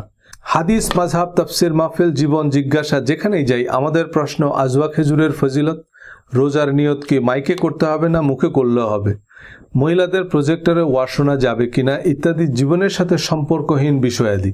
একজন কৃষক জানে যত তাড়াতাড়ি সে আগাছা চিহ্নিত করে তা উপড়ে ফেলতে পারবে ততই তা তার জন্য সাশ্রয়ী। কারণ আগাছা তার সার, সেচ, পরিচর্যায় ভাগ বসায় কিন্তু কোনো ফল দেয় না। শস্যের চেয়ে আগাছা আলাদা করতে এবং তা উপড়ে ফেলতে কৃষক বিশেষ ধরনের নিড়ানি ব্যবহার করে। ধর্মের আগাছা তুলতে সে অব্যর্থ নিড়ানি হচ্ছে কোরআন। আপনি তামাম জাহান ঘুরে যত সোনাদানাই সংগ্রহ করেন, দিন শেষে কোষ্ঠী পাথর হচ্ছে কোরআন। কোরআন বলবে সে সোনা আসল না নকল, 22 ক্যারেট না 24 ক্যারেট। অনেকে দাবি করেন আরবি ভাষা ব্যাকরণ না বুঝলে কোরআন যথাযথভাবে বোঝা সম্ভব নয়। ভালো কথা, তো সেই আরবি ভাষা ব্যাকরণ জানা আন্তর্জাতিক খ্যাতিসম্পন্ন মুফাসসিরে কোরআন আরবি তেলাওয়াত করে অতঃপর বাংলাতে তর্জমা করেই বোঝাবেন এবং আপনি শেষ পর্যন্ত ওই বাংলাটুকুই বুঝবেন। কোরআনের প্রসিদ্ধ অনুবাদ আরবি ভাষা ব্যাকরণ আনুষঙ্গিক বিষয়াদি জানা আলেমরাই করেছে। ইসলামিক ফাউন্ডেশনের কোরআন অনুবাদ ডক্টর মোহাম্মদ শহীদুল্লাহর মতো ভাষাবিদ, আল্লামা কাশগরির মতো বিজ্ঞ আলেমদের সমন্বয়ে গঠিত কমিটিই করেছে। ইংরেজি অনুবাদে বাজেট আরও বেশি, কিন্তু এক একজন এক এক রকম তাফসির, শানে নজুল, ইতিহাস যোগ করে সোজা জিনিসকে উল্টো বোঝাবে। সেটা না বুঝলে আবার মুরতাদ। কোরআন অনুযায়ী অভিজাত সুন্দর পোশাকই ইসলামী পোশাক। আল্লাহ বলেছেন, হে নবী আপনি বলুন, কি হারাম করেছে আল্লাহর সৌন্দর্য উপকরণ যা তিনি তার বান্দাদের জন্য সৃষ্টি করেছেন। আল্লাহ নবীকে বলতে বলেছেন, আর মুমিন নারীদেরকে বলো তারা যেন তাদের দৃষ্টি সংযত রাখে এবং তাদের প্রাইভেট পার্ট আবৃত রাখে। একই শব্দ, একই কথা পুরুষদের জন্য। মুমিন পুরুষদের বলো তারা যেন তাদের দৃষ্টি সংযত রাখে আর প্রাইভেট পার্ট আবৃত রাখে। এর অতিরিক্ত মহিলাদের ওড়না দিয়ে বুক ঢেকে রাখতে বলা হয়েছে আর একটা চাদর ঝুলিয়ে দিতে বলা হয়েছে আভিজাত্যের প্রতীক হিসাবে, যাতে তাদের অ্যাবিউজড করা না হয়। সূরা আহজাবে আল্লাহ বলেছেন এটা উত্তম যাতে তাদের চেনা যাবে যে তারা অভিজাত এবং স্বাধীন মহিলা, যাতে তারা অ্যাবিউজড বা বৈষম্যের শিকার হবে না। কিন্তু মাথাকে প্রাইভেট পার্ট বানানো, ওড়নাকে হিজাব আর চাদরকে নিকাব বানানোর জন্য দুনিয়ার তাফসির জড়ো করছি। কিন্তু এর আগের আয়াতে আল্লাহ বলেছেন, আর যারা মুমিন নরনারীকে তাদের কৃত কোনো অন্যায় ছাড়াই কষ্ট দেয়, নিশ্চয়ই তারা বহন করবে অপবাদ ও সুস্পষ্ট পাপ। এই দুই আয়াতের মধ্যেই কোনটা পাপ আর কোনটা সাধারণ সামাজিক গাইডলাইন, এটা বুঝতে কি আপনার আল আজহার ইউনিভার্সিটিতে পড়া লাগবে? কিন্তু পোশাক নিয়ে কোরআনের বক্তব্য তুলে ধরায় অনেক ধর্মপ্রাণ মানুষ অকথ্য ভাষায় গালাগাল করলেন, হত্যার হুমকিও দিয়েছেন। আমি কোরআনের কথাই বলেছি। আপনার বাড়ির কোরআন খুলে দেখুন, ভুল বললে রেফারেন্স সহ কমেন্ট করুন। খ্রিস্টানদের ক্রুশে যে যিশুর মূর্তি আছে তাতে যিশুর দাড়ি আছে। তার মানে দাড়ি যদি কোনো নির্দিষ্ট ধর্মের প্রতীক হয় তবে সবার আগে তা খ্রিস্ট ধর্মের প্রতীক। দাড়ির হাদিসগুলো পরস্পর বিরোধী। মুশরিকদের বিরোধিতা করো, দাড়ি বড় করো, গোঁফ ছোট করো। মুশরিকদেরও দাড়ি ছিল, তো দাড়ি রাখলে মুশরিকদের বিরোধিতা হয় কি করে? দাড়ি, বোরখার ভিডিও এবং ইসলামী পোশাক অধ্যায়ে বিস্তারিত রেফারেন্স সহ আলোচনা করেছি। কোরআন যেসব জিনিসকে হারাম বা ফরজ করেছে সে সম্পর্কে স্পষ্ট করেই হুররিমাত আলাইকুম, তোমাদের উপর হারাম করা হয়েছে, বা সুদকে হারাম করা হয়েছে, তোমাদের উপর রোজাকে ফরজ করা হয়েছে, তোমাদের জন্য হালাল করা হয়েছে, এমন শব্দ ব্যবহৃত হয়েছে। এছাড়া যেগুলো শাস্তিযোগ্য অপরাধ সেখানে পাপ কাজ, শয়তানের কাজ, শাস্তি, দুঃসংবাদ, জ্বলন্ত অগ্নিকুণ্ডে নিক্ষেপ করা এই জাতীয় শব্দ ব্যবহার করা হয়েছে। কিন্তু কোরআনের 3 চিমটি লবণের রেসিপিকে 3 কেজি লবণে পরিণত করে যে শরবত আমরা বানিয়েছি তা আমরাই গিলতে পারছি না। ভিন্ন ধর্মাবলম্বীদের সম্পর্কে কোরআন অধ্যায়ের আলোচনা মূলত সংশ্লিষ্ট ধর্মাবলম্বীদের উদ্দেশ্যে। ভিন্ন ধর্মাবলম্বীদের সম্পর্কে কোরআনের এই উদারনৈতিক বক্তব্যে অনেক অমুসলিমরাও কোরআনের প্রতি শ্রদ্ধা প্রদর্শন করে কমেন্ট করলেও অনেকে কোরআনের সেই আয়াতগুলোকে বাতিল বলে দিয়েছেন। কোরআনের কিছু আয়াত মনসুখ বা বাতিল এটা বিশ্বাস না করলেও নাকি আপনি কাফের। তবে কোরআনের কয়টা আয়াত মনসুখ হয়েছে তা নিয়ে ফুকাহায়ে কেরামদের মধ্যে মতভেদ আছে। তাতে 6 থেকে 600 আয়াত বাতিল হয়েছে বলে মত আছে। পছন্দ অনুযায়ী কোরআনের নির্দিষ্ট আয়াতকে বাতিল এবং সুবিধা মাফিক নবীজের বাণী ছাপানোর টাকশাল যার কাছে আছে তিনি তো স্পাইডারম্যানের চেয়েও ক্ষমতাধর। পশ্চিমে ইসলাম বিরোধী প্রচারণা যেমন রাজনৈতিক এবং অর্থনৈতিক কারণে ইহুদি খ্রিস্টান বিরোধী প্রচারণাও একই উদ্দেশ্যে। কোরআন ইহুদি খ্রিস্টান সহ সকল আহলে কিতাবকে মুসলিম বলেছে এবং বিশ্বাস ও সৎকর্মের শর্তে জান্নাতের প্রতিশ্রুতি দিয়েছে। আল্লাহ বলেছেন, ইব্রাহিম ইহুদিও ছিল না, খ্রিস্টানও ছিল না, সে ছিল একনিষ্ঠ মুসলিম। ঈসা আলাইসাল্লাম নিজেকে খ্রিস্টান বলেনি, মুসা আলাইসাল্লাম নিজেকে একবারও ইহুদি বলেনি, আমাদের নবীজিও নিজেকে শিয়া, সুন্নি বা সুফি বলেননি। সকল নবীরা নিজেদের মুসলিম বলে পরিচয় দিয়েছেন। আল্লাহ আমাদেরকে ইহুদি, খ্রিস্টান, হিন্দু, বৌদ্ধ, শিয়া, সুন্নি, আফ্রিকান, আমেরিকান এসব লিমিটেড কোম্পানির সদস্য হিসাবে চিনেন না। তিনি আমাদের ভিন্ন ভিন্ন জাতিতে সৃষ্টি করেছেন যাতে আমরা একে অপরকে চিনতে পারি, কিন্তু আমাদের বিবেচনা করবেন আমাদের বিশ্বাস ও সৎকর্ম অনুযায়ী। এই অধ্যায়ে আমরা বিভিন্ন ধর্মাবলম্বীদের সম্পর্কে কোরআনের বক্তব্য তুলে ধরব, যা মুসলিম অমুসলিম অনেকের কাছেই বেশ অপরিচিত মনে হবে। কারণ ধর্মের নামে বিভাজন, বিভক্তি, রক্তপাত যাদের পকেট ভারী করছে, তারা কোরআন বহির্ভূত বিভিন্ন উদ্ভট বক্তব্য একপেশে তথ্য উপত্য জোগাড় করে আমাদের একে অপরের মুখোমুখি দাঁড় করাতেই তৎপর। হিন্দু শব্দটা ধর্মীয় পরিচয় নয়, এটা ভৌগোলিক পরিচিতি। প্রচলিত হিন্দু ধর্ম সম্পর্কে কোরআনে স্পষ্ট বর্ণনা নেই। তারা সাবিন হিসাবে বিবেচিত কিনা তা আল্লাহই ভালো জানেন। তবে যারাই স্রষ্টা পরকালে বিশ্বাস করে এবং সৎ কাজ করে, কোরআন অনুযায়ী তারা উত্তীর্ণ। আর ধর্মের ভুল চর্চা বা শিরক, কুফরি, মুনাফিকে খুঁজতে আমাদের হিন্দু বাড়িতে যেতে হবে না। ইসলাম ধর্মেরই এমন হাজারো ভার্সন আছে যা দেখলে আপনিও বলবেন, ভাই আবার কেমন ধর্ম। এই কিম্ভূত কিমাকার ইসলামের সাথে কোরআনের কোনো সম্পর্ক নেই। কোরআন ভিন্ন ধর্মাবলম্বীদের সাথে ন্যায়সঙ্গত আচরণের নির্দেশ দিয়েছে। হিন্দু, মুসলমান, ইহুদি, খ্রিস্টান এসব বিভাজন প্রকৃতপক্ষে ধর্মীয় কারণে নয়, বরং রাজনৈতিক, অর্থনৈতিক কারণে। নাস্তিকদের মধ্যে যারা ধর্মকে বিদ্রূপ, উপহাস বা নবী রাসূলদের সম্পর্কে অবমাননাকর কথাবার্তা বলা বা লেখাকে মুক্ত চিন্তা মনে করেন, তাদের সাথে ধর্মীয় চরমপন্থীদের কোনো পার্থক্য নেই। নিউজিল্যান্ডের মসজিদে নিরীহ মুসলিমদের হত্যাকারী এবং এমন উগ্র বর্ণবাদী ধর্মবিদ্বেষীরা আল কায়দা বা আইএসএসের মতোই খুনি, সন্ত্রাসী। সবার উপরে মানুষ সত্য বাণী প্রচারের ক্ষেত্রে এটা মাথায় রাখতে হবে যে ধর্মবিশ্বাসীরাও মানুষ।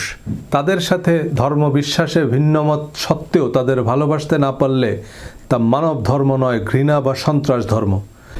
আর নাস্তিকরা নবীজির অবমাননার জন্য, চরিত্র হননের জন্য যেসব কথিত হাদিসের রেফারেন্স দেয়, তা আবু জেহেলদের রটানো মিথ্যা অপবাদ।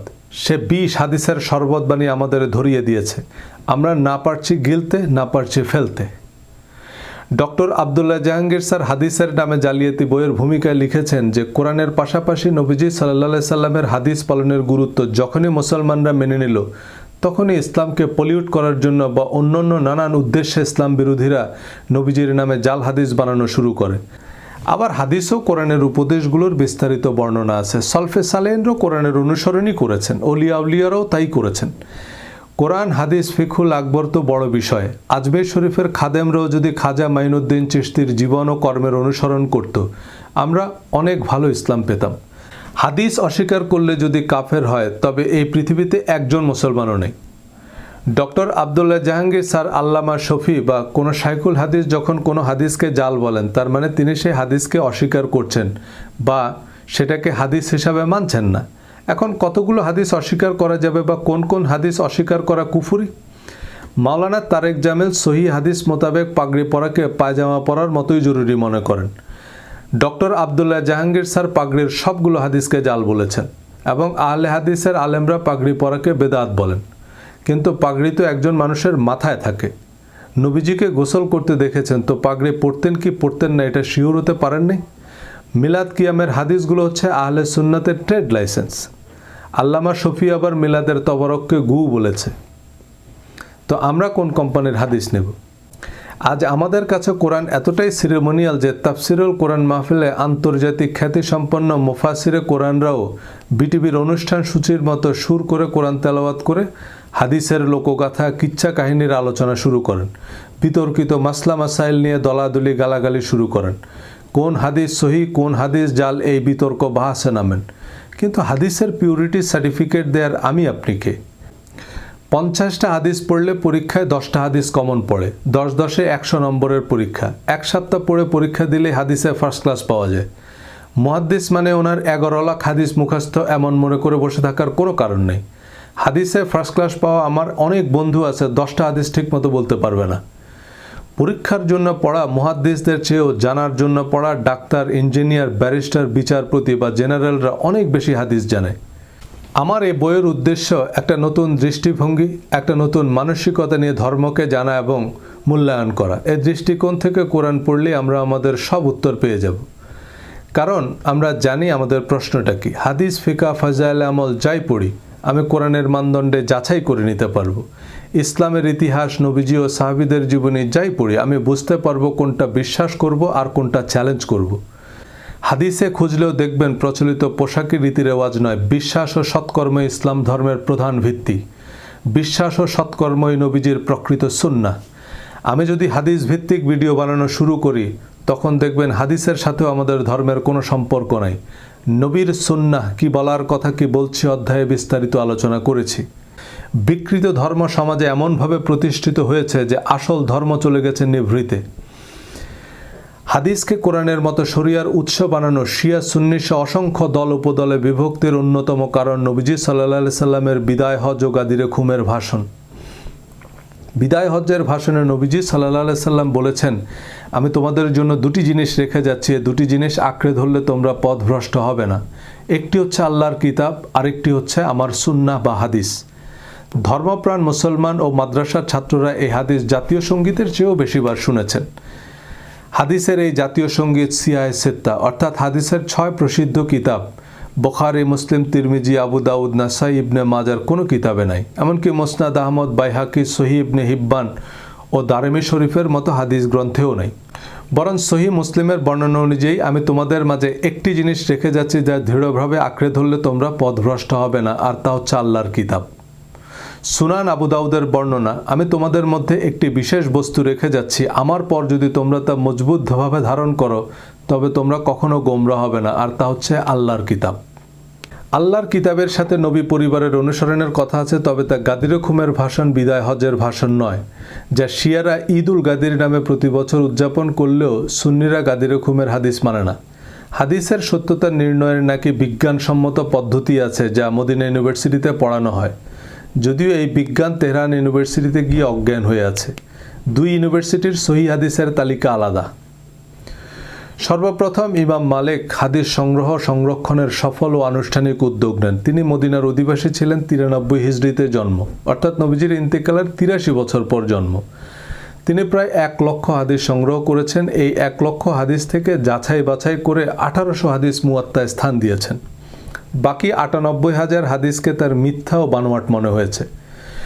নবীজির ইন্তেকালের প্রথম শতকেই সাহাবী তাবিঈদের যুগে খোদ মদিনাতেই যদি 1800 হাদিসের বিপরীতে লক্ষাধিক বানোয়াট কথা রটতে পারে, সলফে সালেহিনরাই রটাতে পারে, তো 1500 বছর পর ঢাকা বা নিউ ইয়র্কের অবস্থা কি হতে পারে? হিজরি 80 সালে জন্মগ্রহণকারী সর্বকালের অন্যতম শ্রেষ্ঠ ইসলামিক স্কলার ইমাম আজম আবু হানিফা বয়সে ইমাম মালিকের 13 বছরের বড়। সমসাময়িক কালের মানুষ হলেও হাদিসের গ্রহণযোগ্যতা নিয়ে এই দুইজন জগৎ বিখ্যাত ইসলামী পণ্ডিতের দ্বিমত স্পষ্ট। এই দ্বিমতের কারণেই হানাফি ও মালিকি দুটি ভিন্ন সুন্নি মাযহাবের সৃষ্টি হয় ইসলামের প্রথম শতকেই। ইমাম আহমদ ইবনে হাম্বল ইমাম আবু হানিফা ও ইমাম মালিকের ছাত্র ছিলেন, কিন্তু তার সংকলিত মুসনাদ আহমদ ইবনে হাম্বলে প্রকাশনী ভেদে 27,000 থেকে 40,000 হাদিস আছে, যার অন্তত 80% হাদিস ইমাম মালিক ও ইমাম আবু হানিফা হাদিস বলেই গণ্য করেননি। ইমাম শাফি ও ইমাম মালিকের ছাত্র ছিলেন, কিন্তু বলা বাহুল্য তার সহিহ হাদিসের তালিকা তার সমসাময়িক কালে 3 জন জগৎশ্রেষ্ঠ ইমামের চেয়ে ভিন্ন ছিল। এই প্রধান 4টি মাযহাব ছাড়াও অসংখ্য ক্ষুদ্র ও মাঝারি লিমিটেড কোম্পানি আছে ইসলামে, যার পুঁজি এ হাদিস সহিহ, এ হাদিস জাল। একই সময়ে একই পদ্ধতিতে সহিহ হাদিসের গ্রন্থ প্রণয়নের উদ্যোগ নেন সর্বকালের অন্যতম সেরা 2 মুহাদ্দিস ইমাম বুখারী ও তার ছাত্র ইমাম মুসলিম। কেবলমাত্র সহিহ হাদিসের সংকলন বিধায় বুখারী ও মুসলিম শরীফের শুরুতে সহিহ শব্দটা জুড়ে দেওয়া হয়। সহিহ মুসলিমে প্রায় 12,000 হাদিস আছে, যাতে 4,000 ইউনিক হাদিস। বুখারী শরীফে 7,000 হাদিস থেকে পুনরাবৃত্তি বাদ দিলে ইউনিক হাদিস আছে 2230টি। ইমাম মুসলিম প্রায় 600 রাবির হাদিস গ্রহণ করেছেন, যাদের ইমাম বুখারী বিশ্বস্ত বলে গণ্য করেননি। ইমাম বুখারীর হাদিসের সত্যতা যাচাইয়ের যে পদ্ধতি ছিল তা ছিল মূলত ইস্তেখারা বা ধ্যান বা স্বপ্নযোগে প্রাপ্ত সিদ্ধান্ত কি বিজ্ঞানসম্মত বা গ্রহণযোগ্য এভিডেন্স? ধ্যান বা স্বপ্নের বৈজ্ঞানিক ব্যাখ্যা থাকতে পারে, কিন্তু কারোর স্বপ্নে দেখা সাক্ষ্যের উপর কোনো বিচারিক সিদ্ধান্ত নেওয়া যায়? জগৎশ্রেষ্ঠ হাদিস বিশারদ ইমাম মুসলিম 6-7 লক্ষ হাদিস যাচাই বাছাই করে 12,000 সহিহ হাদিসের যে তালিকা চূড়ান্ত করেছেন, তার সতীর্থ ইমাম তিরমিজি, ইমাম নাসাই এবং শিক্ষক ইমাম বুখারী সে তালিকার কয়েক হাজার হাদিসকে হাদিস বলেই গণ্য করছেন না। তিরমিজি, নাসাই, আবু দাউদ বা ইবনে মাজাহ 4টি হাদিস গ্রন্থকে সহিহ হাদিস গ্রন্থ বলছেন এখনকার গ্যারান্টাররা, কিন্তু খোদ ইমাম তিরমিজি, নাসাই, ইমাম হাম্বল তাদের কিতাবকে সহিহ হাদিসের কিতাব বলেননি। মুসনাদ আহমদ, মুয়াত্তা মালিকের অনেক হাদিস সংশ্লিষ্ট ইমামরাই জাল বা মুরসাল হিসাবে তালিকাভুক্ত করেছেন। যে এই হাদিসটি হাদিস হিসাবে প্রতিষ্ঠিত হলেও এটি আসলে হাদিস নয়, এমন অনেক আরবি প্রবাদ, প্রবচন, খনার বচন এবং জাহেলি যুগের বহু কুসংস্কার নবীজির নামে চালু হয়ে গেছে। অনেক ইমাম মুহাদ্দিসরা জাল হাদিসগুলো তাদের কিতাবে উল্লেখ করেছেন এটা বোঝাতে যে এগুলো নবীজির হাদিস নয়, কিন্তু সে গুজব আবার মুসনাদ আহমদের হাদিস হিসাবে প্রতিষ্ঠিত। মুঘল সম্রাট আওরঙ্গজেব আলমগীরের নির্দেশে ফতোয়া আলমগীরি সংকলিত হয়, যা ছিল মূলত তৎকালীন মুঘল সরকারের রাষ্ট্রীয় আইন। এখন হানাফি মাযহাবের অনেক আলেম ফতোয়া আলমগীরির ভিত্তিতে ফতোয়া দেয়। এখানেই হচ্ছে সমস্যাটা। ফিকহুল আকবর ফতোয়া আলমগীরি ইসলাম ধর্ম নয়। ফতোয়া আলমগীরিকে বেদাতের এনসাইক্লোপিডিয়া বললে আহলে হাদিসের লোকেরা খুব খুশি হবেন। আমি আন্তর্জাতিক সম্পর্কের ছাত্র। আন্তর্জাতিক সম্পর্কের ইতিহাসে 1919 সালের আগের কিছু পড়ানো হয় না। 1919 সালের প্রথম বিশ্বযুদ্ধ শেষ হয়। প্রথম বিশ্বযুদ্ধের আগের পৃথিবীর সাথে এখনকার পৃথিবীর কোনো সম্পর্ক নেই। তার আগের ইতিহাস উপন্যাসের মতো আনন্দের খোরাক হতে পারে, কিন্তু এখনকার পৃথিবীতে তার কোনো প্রভাব নেই।